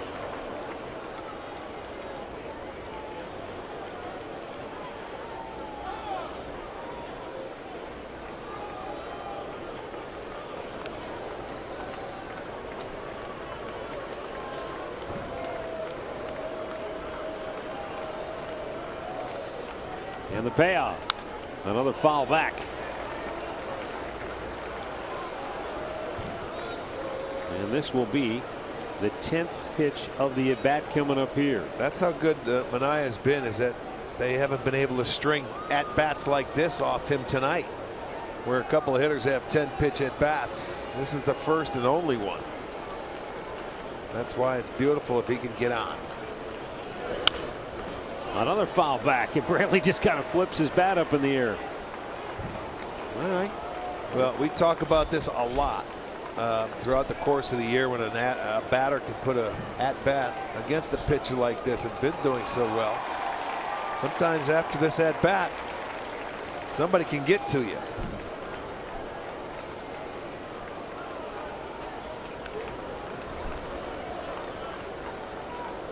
Once again, the 3-2. And once again, a foul ball. Well, that'll give me an opportunity to sneak in our final birthday announcement tonight. Johnny Salvo celebrating her 5th birthday tonight in Concord Township. Alrighty. Happy birthday. 5 years old. Still awake, you think? Oh, yeah. It's still early. It's only 8 o'clock. Well, cake and ice cream keep you up till midnight. That's true, yeah. This crowd trying to get into it here. It's a heck of a battle going on. Brantley with a drive to right field, but not deep. Joyce right in his tracks makes the catch. He got that in just enough on him. Good at bat, though. Very good at bat. Well, it's Miller time, brought to you by Miller Lite. In the last 2 nights, Michael Brantley has made some killer throws in the outfield. Well, this one saved him a run and really set up the key to the offense, the turnaround in last night's game. And played it beautifully off the wall here. The throw was a little wide, and Kipnis helped him out. Getting that ball and getting back to the bag before Alonso can get out there and get to the base. So assists in back-to-back games by Brantley, and he's clapping because of Kipnis's play. Well, here's Carlos Santana 0 for 2. Brantley hoping that his efforts will maybe help Santana or perhaps Encarnacion. Quickly, it's 0-2.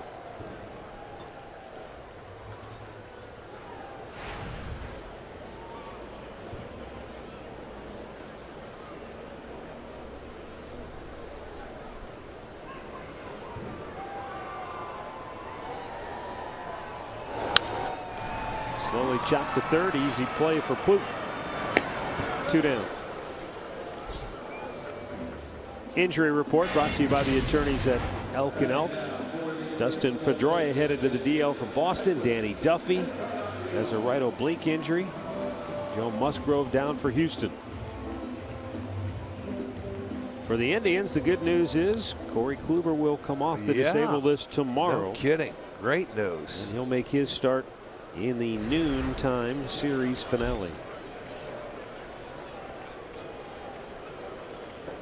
Edwin Encarnacion takes a breaking ball for strike 1. He has punched out both times tonight.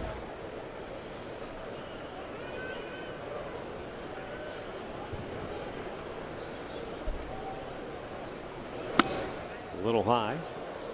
By the way, the 8 strikeouts tonight, the same number of batters he struck out in his 7 innings of shutout baseball against the Yankees his last time out. He punched out 10 Texas Rangers in 5 1/3 innings back in April. Smashed into right field. Encarnacion with a base hit, and that'll keep his hitting streak alive as he has now collected a hit in 10 games in a row. He had his first hit last night going that way and taking it to right field, and this is the approach. He got a high breaking ball too, and it's a good swing. Just the 3rd hit for the Indians, but he keeps the inning going now with 2 outs. And Jose Ramirez will be the batter representing that tying run. Now Ramirez on the year. That ball kicks away, and down to second base goes Encarnacion. Well, now a base hit gets you another run, gets you closer. That'd be nice.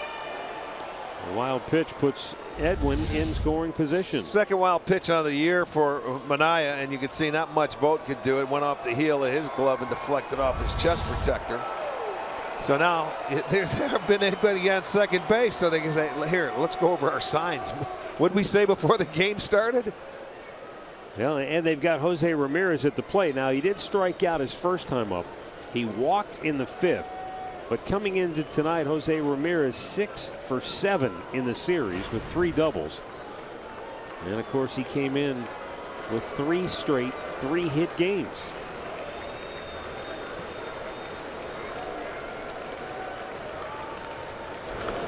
Yeah, if this guy is not picking you up, then he must be tough to pick up, because he has been locked in. He's been swinging it about as good as any Indian can. I know other guys have had hit streaks, but he's been getting 3 a day. And he comes up empty there, 1-2. 6 of his 7 home runs have come batting left-handed. Only 1 from this side of the plate.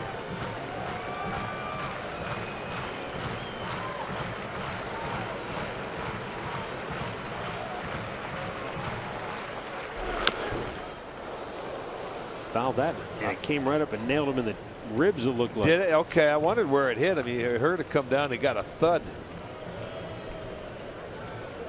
He's staying with that breaking ball on him, trying to hit the top of it. Watch him come down right. Got him right in the gut.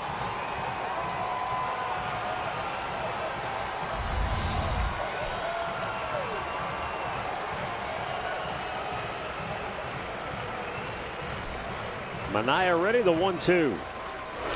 Up and away with it.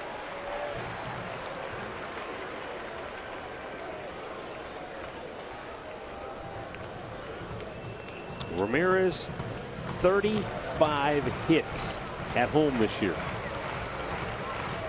Far and away the most on the team. And he went around. That will end the inning. 9 strikeouts for Oakland left-hander Sean Manaea, and we'll go to the 8th. A's still leading at 3-1.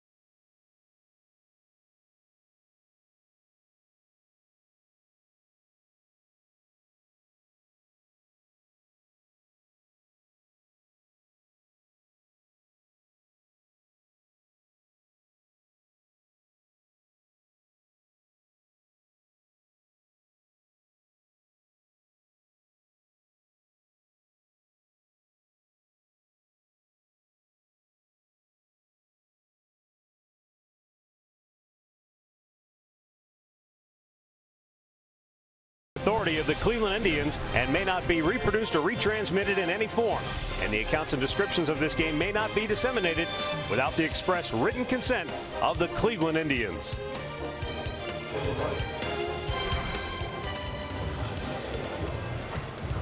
(3-1) Oakland as we roll on now to the 8th inning. Zach McAllister got the final out of the 7th. He'll stay on to pitch here in the 8th. First time we have action in the Oakland bullpen tonight. As the big left-hander Manaea right at the 100 pitch mark. It's either 99 or 100 at the end of the 7th. Ryan Madsen getting loose.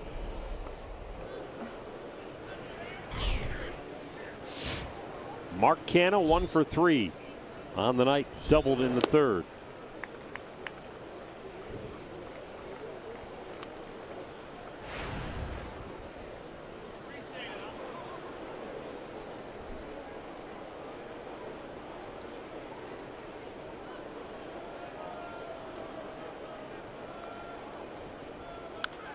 Foul right back. Man, did he have a rip. Well, he knew what was coming. After he missed with the first breaking ball, he says, okay, now I'm sitting dead red. And he certainly did and had a pretty good cut at it.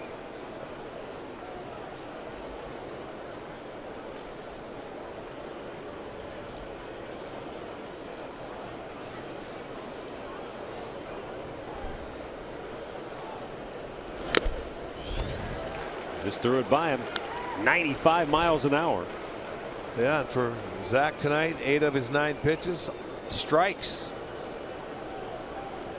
It's another thing he's been doing so well here throughout the month of May. Getting ahead of hitters, throwing a lot of strikes.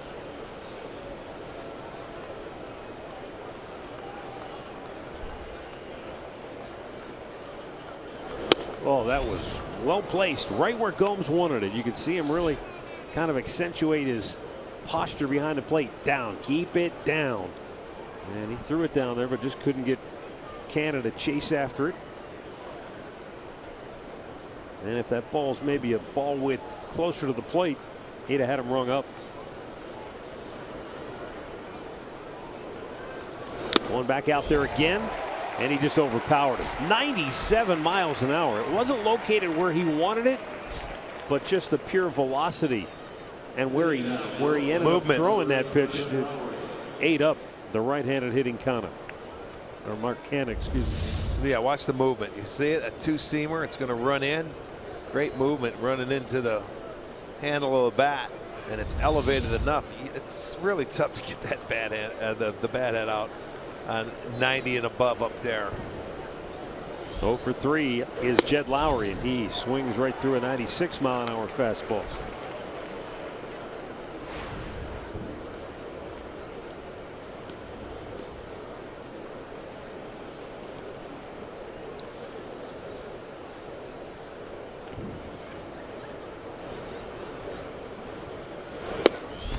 Just off the plate, and it's 1-1.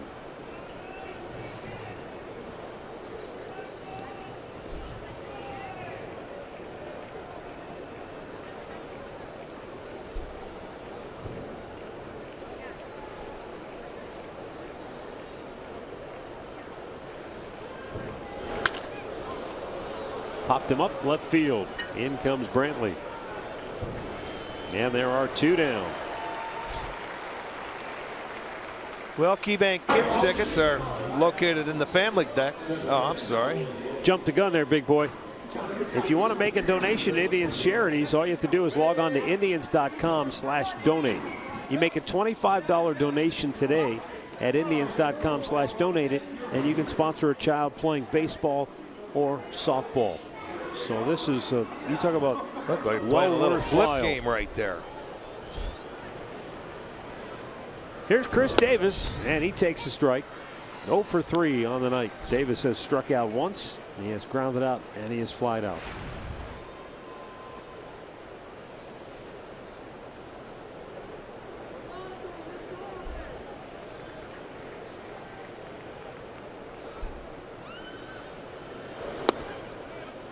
Good off-speed pitch. Yeah. Nice slider. Well, he has Davis talking to himself up there. And I mean, I think he does that after every pitch, trying to remind himself of what he's thinking, what he's looking for. When you start answering yourself is when you're in trouble. Oh, really? Bounced it.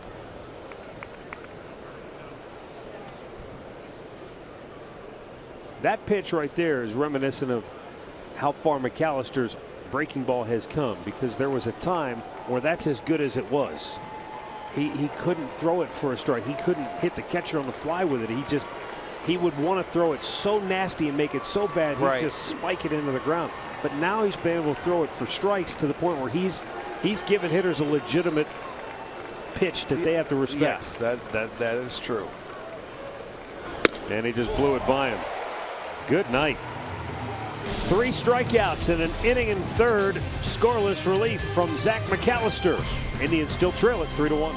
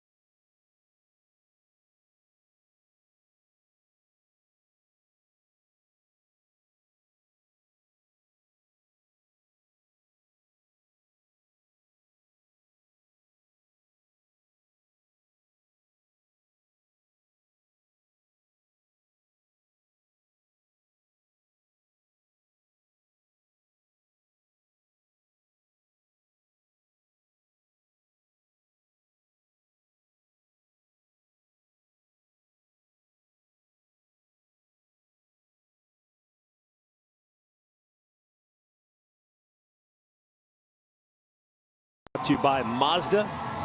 Taking a look back, the secondary pitches were the ones that hurt Mike Clevenger tonight. Yes, yeah. A couple of spinners that got hit out of the yard.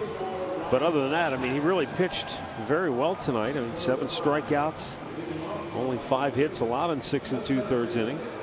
And the Indians could not solve Sean Manaea, save the solo homer by Francisco Lindor in the 4th inning. Let's see what they can do against the Oakland bullpen now, as Ryan Madson comes on to pitch the 8th, and he's been very good in that setup role. Just like he was in Kansas City before Oakland got him, about a strikeout an inning.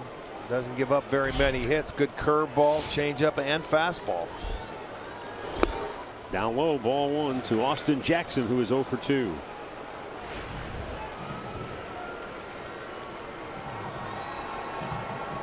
Yeah, down to their last 6 outs, so they've got to get something rolling.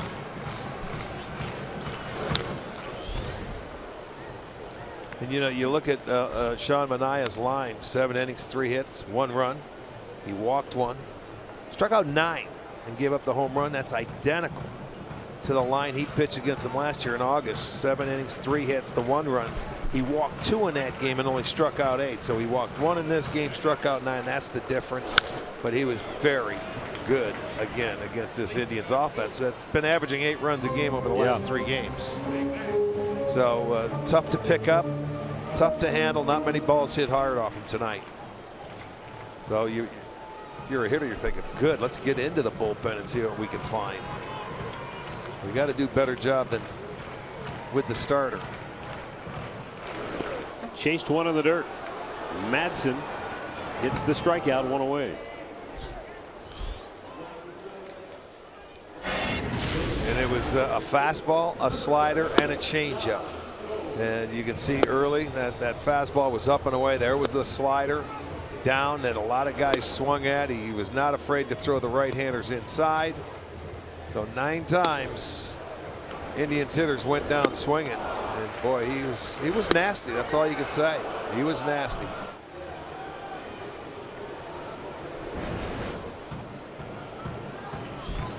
Yan Gomes 0 for 2 on the night.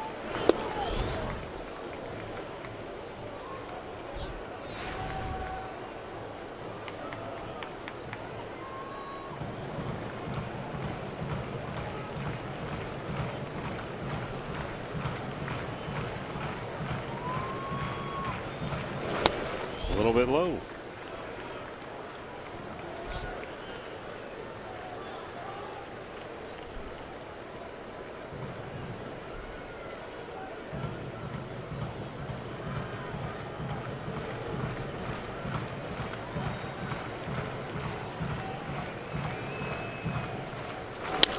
Broken bat in the hole. The shortstop Pinder, long throw, and he got him.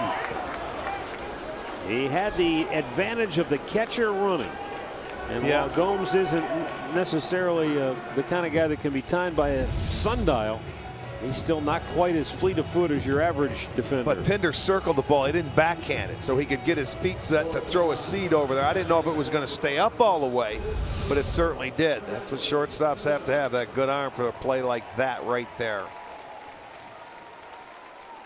Well, Bradley Zimmer will pinch hit for Daniel Robertson with 2 gone here in the 9th. Zimmer has been swinging the bat very well.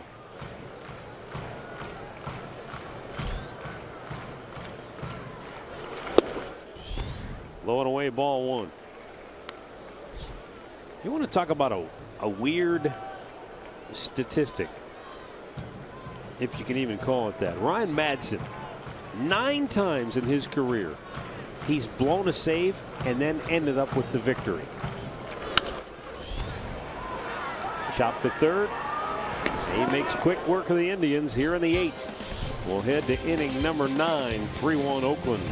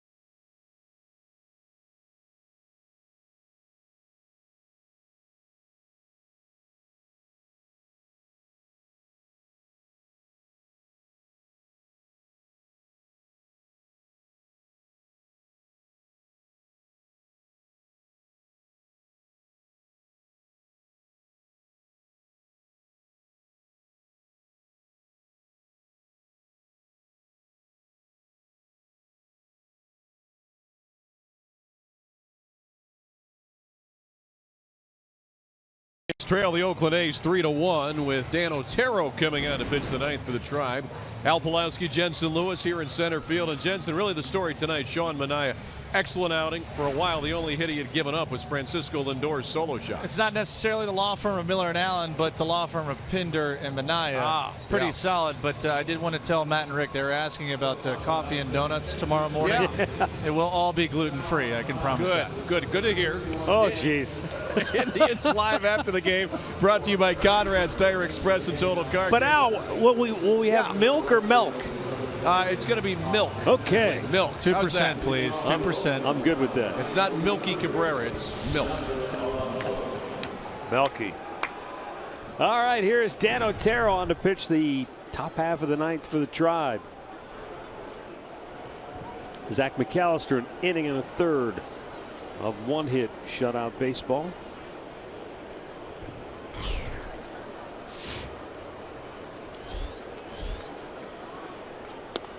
A little bit outside, ball one.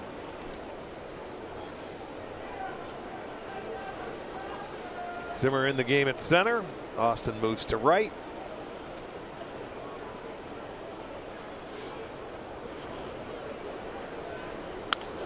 Fouled back.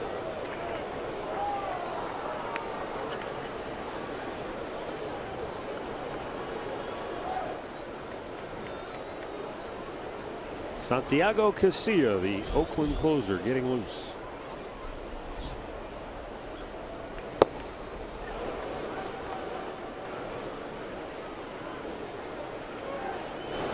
And a line drive and short hop by Francisco Lindor. He throws him out. Dynamite play by the Indians All-Star Gold Glove shortstop. Well, it looked like, I thought he caught it, but the umpire I looked at out there says no, Phil Cuzzy, he did not. He short hopped it, and he did. Good call. But Frankie knew that. Just comes up and makes the easy throw. Good play to get out number one.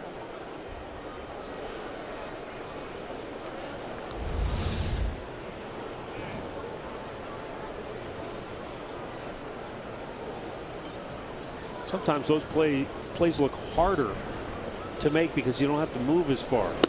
You know, when you're just kind of, you've got a range one way or the other a long way, you just kind of let your instincts take over. But when it's that close to you, it almost looks like he's moving in slow motion. Because it was hit so hard. Yeah.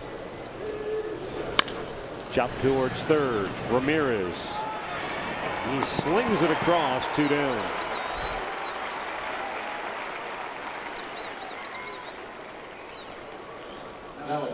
And that's going to bring up Stephen Vogt.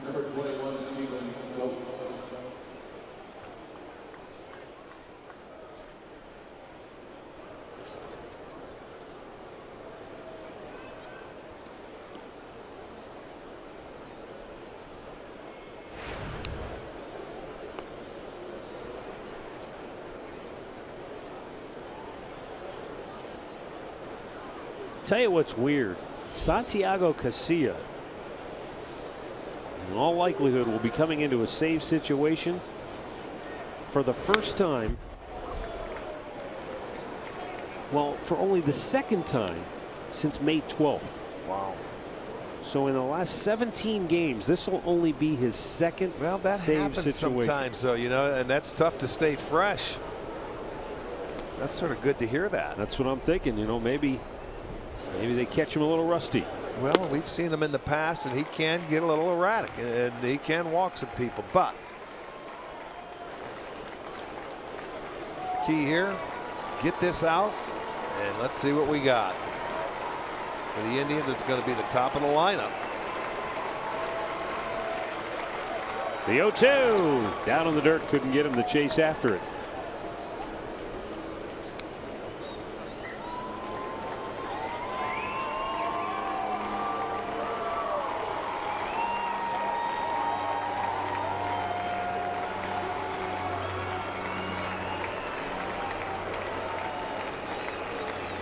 Now the 1-2 pitch, swung out and missed. Otero strikes him out.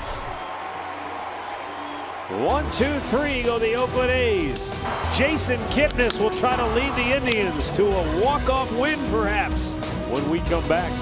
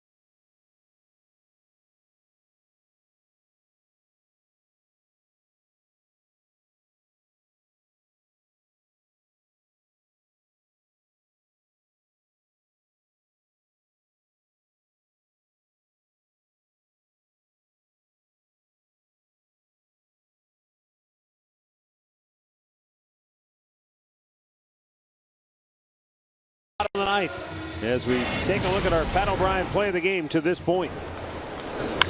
Oh yeah, you're going to get Chad Pinder. That is the difference in this ball game. 2 big swings off his bat, a couple of breaking balls. He has driven in all 3 runs. He hit his 6th and 7th homer. That's going to be the Pat O'Brien play of the game.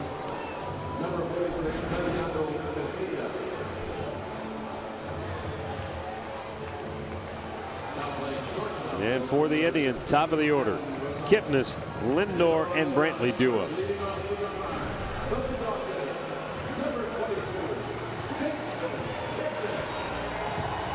Indians trying to come from 2 down in the ninth.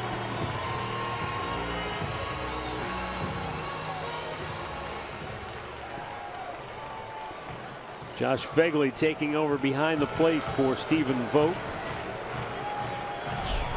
And Pinder has been replaced at shortstop. That's Adam Rosales now in at short. As Jason Kipnis took a first pitch strike from Santiago Casilla.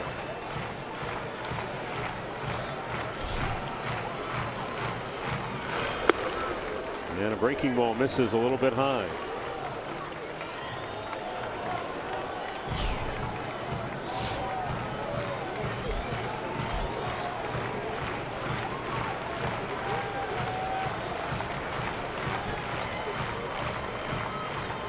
Swung out and missed. And the count 1-2. That pitch was going straight down. Yeah, that's a nasty breaking ball there.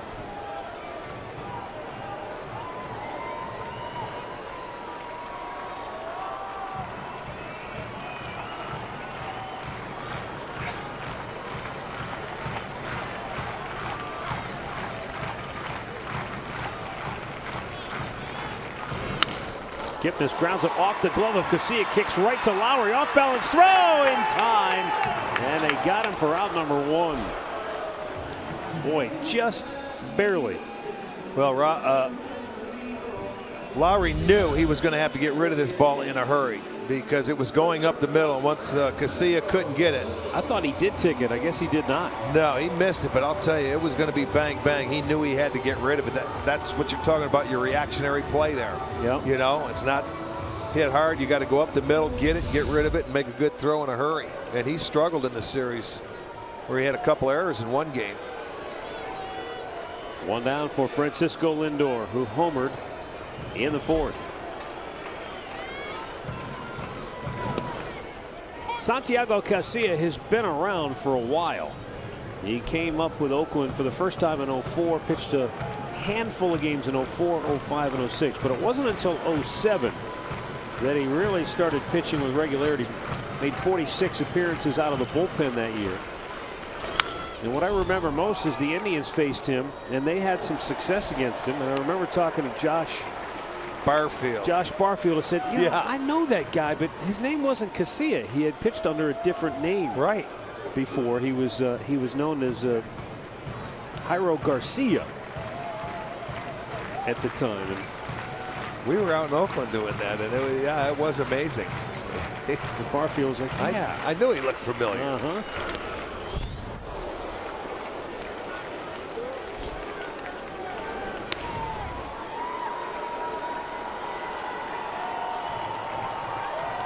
Yeah, he pitched under the name Garcia from 2000 to 2005.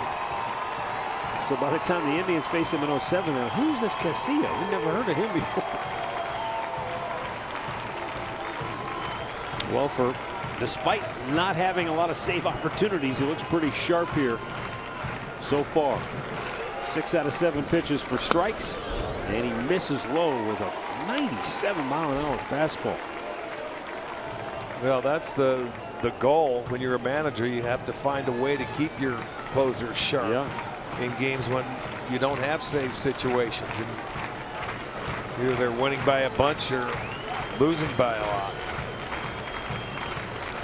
Casilla will be 37 in July. There's a line drive, and Rosales goes up the ladder and snares it for out number 2. Boy, that one you can't hit much harder. I mean, he got a breaking ball to his liking. He stayed on it. And I'm going to look and see if it plugs the gap if he doesn't catch that ball. Not sure if he would have. But I'll tell you what, that ball was hit hard. I got to check the height of the Rosales play, because if he would have left the. They're both 6'2". Oh, okay. Yeah, I already looked. Did you? Yep. That's the first thing I thought of. If he had a 2 or 3 inch difference. Yeah.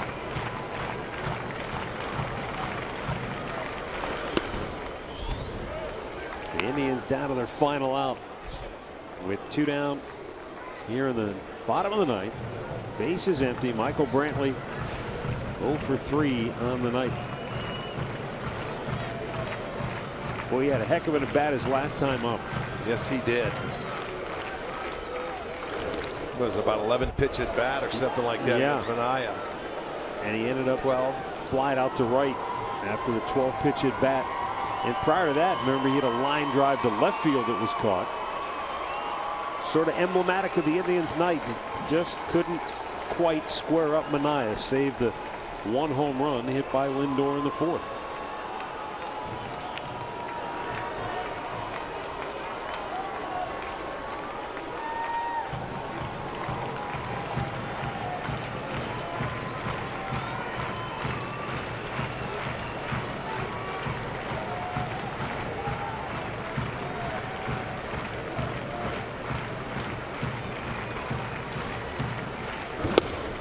You know, you want to talk about how really dominant Manaea has been or was tonight. The stat that Tom Moshenik has been harping on, runners in scoring position.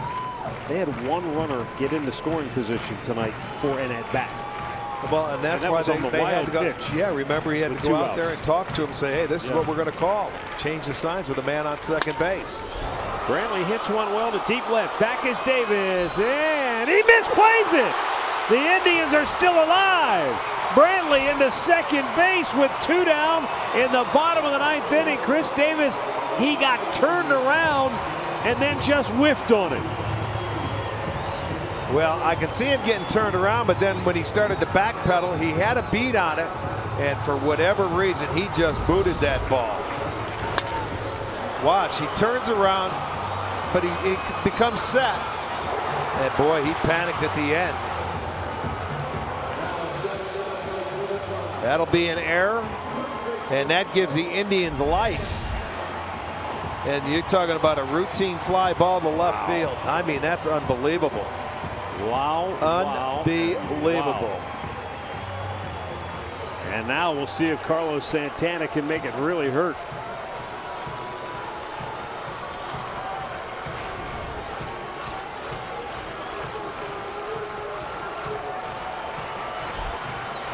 Santana 0 for 3 tonight.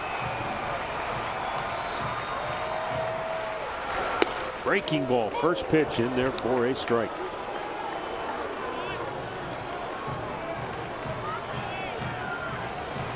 Santana had hit in 3 straight coming into tonight.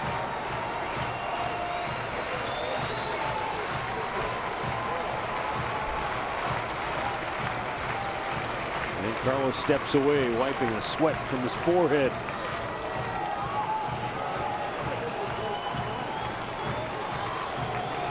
Believe it or not, we believe this is the first time these two have squared off.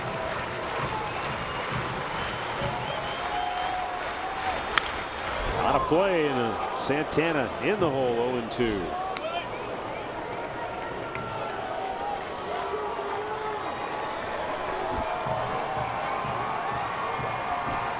Seems like every time we've looked up tonight, an Indians hitter has been 0-2, 1-2. Well, he's been ahead of 2 of the hitters out of the number 4 he's faced 0-2.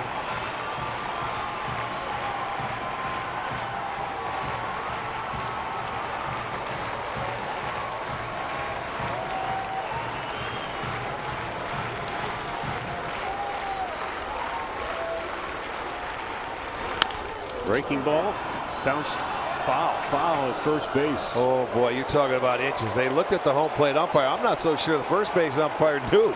He didn't make a decision. No. He didn't make no signal at all, so he maybe didn't get a good look at it. That's Tom Hallion, the crew chief. Yeah, but watch this ball. The home plate umpire has it until first base, and here it goes. Woo! By a couple inches. Got one more swing for Santana.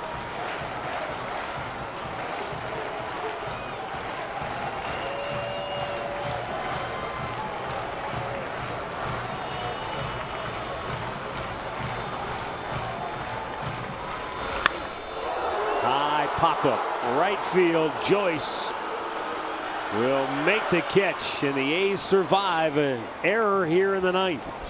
And they hold on to win by a final score of 3-1. They end the Indians' 3-game win streak, and the A's also stop their 4-game skid with the 3-1 victory. And Oakland is now 23-29 on the year. Indians 27-24. Winning pitcher Sean Manaea. He goes to 4-3 this year. The save to Santiago Casilla. It'll be his 8th. Tough luck loser Mike Clevenger falls to 2-2 on the year. Well, all about Sean Manaea tonight. He dominated that offense. He was awfully tough. You know, and you look at it, a couple of pitches here or there. It was only 2 pitches for Clevenger, you know, that gave up the 3 runs, and it's the only 1 pitch that Lindor hit was a breaking ball that he left down for him. So, you know, just a tough go for the Indians. So they'll have to turn it around and come back with Corey Kluber on the mound tomorrow and a chance to win 3 out of 4. You know, the old saying, Arch, is sometimes you've got to tip your cap to the other guy, give him credit. And for Sean Manaea tonight, think about this. This is my parting thought. He pitched 7 innings. He had 9 strikeouts, 1 shy of his season high. All 9 were swinging. Yeah, that goes to show you how tough he was. His stuff was pretty good. Yeah, it was. No question about it. Indians with a chance to make it 3 out of 4 against Oakland tomorrow. We'll be here with the play-by-play action beginning at noon. Stay tuned now for Indians Live with Al Pawlowski, Jensen Lewis. That's coming up next.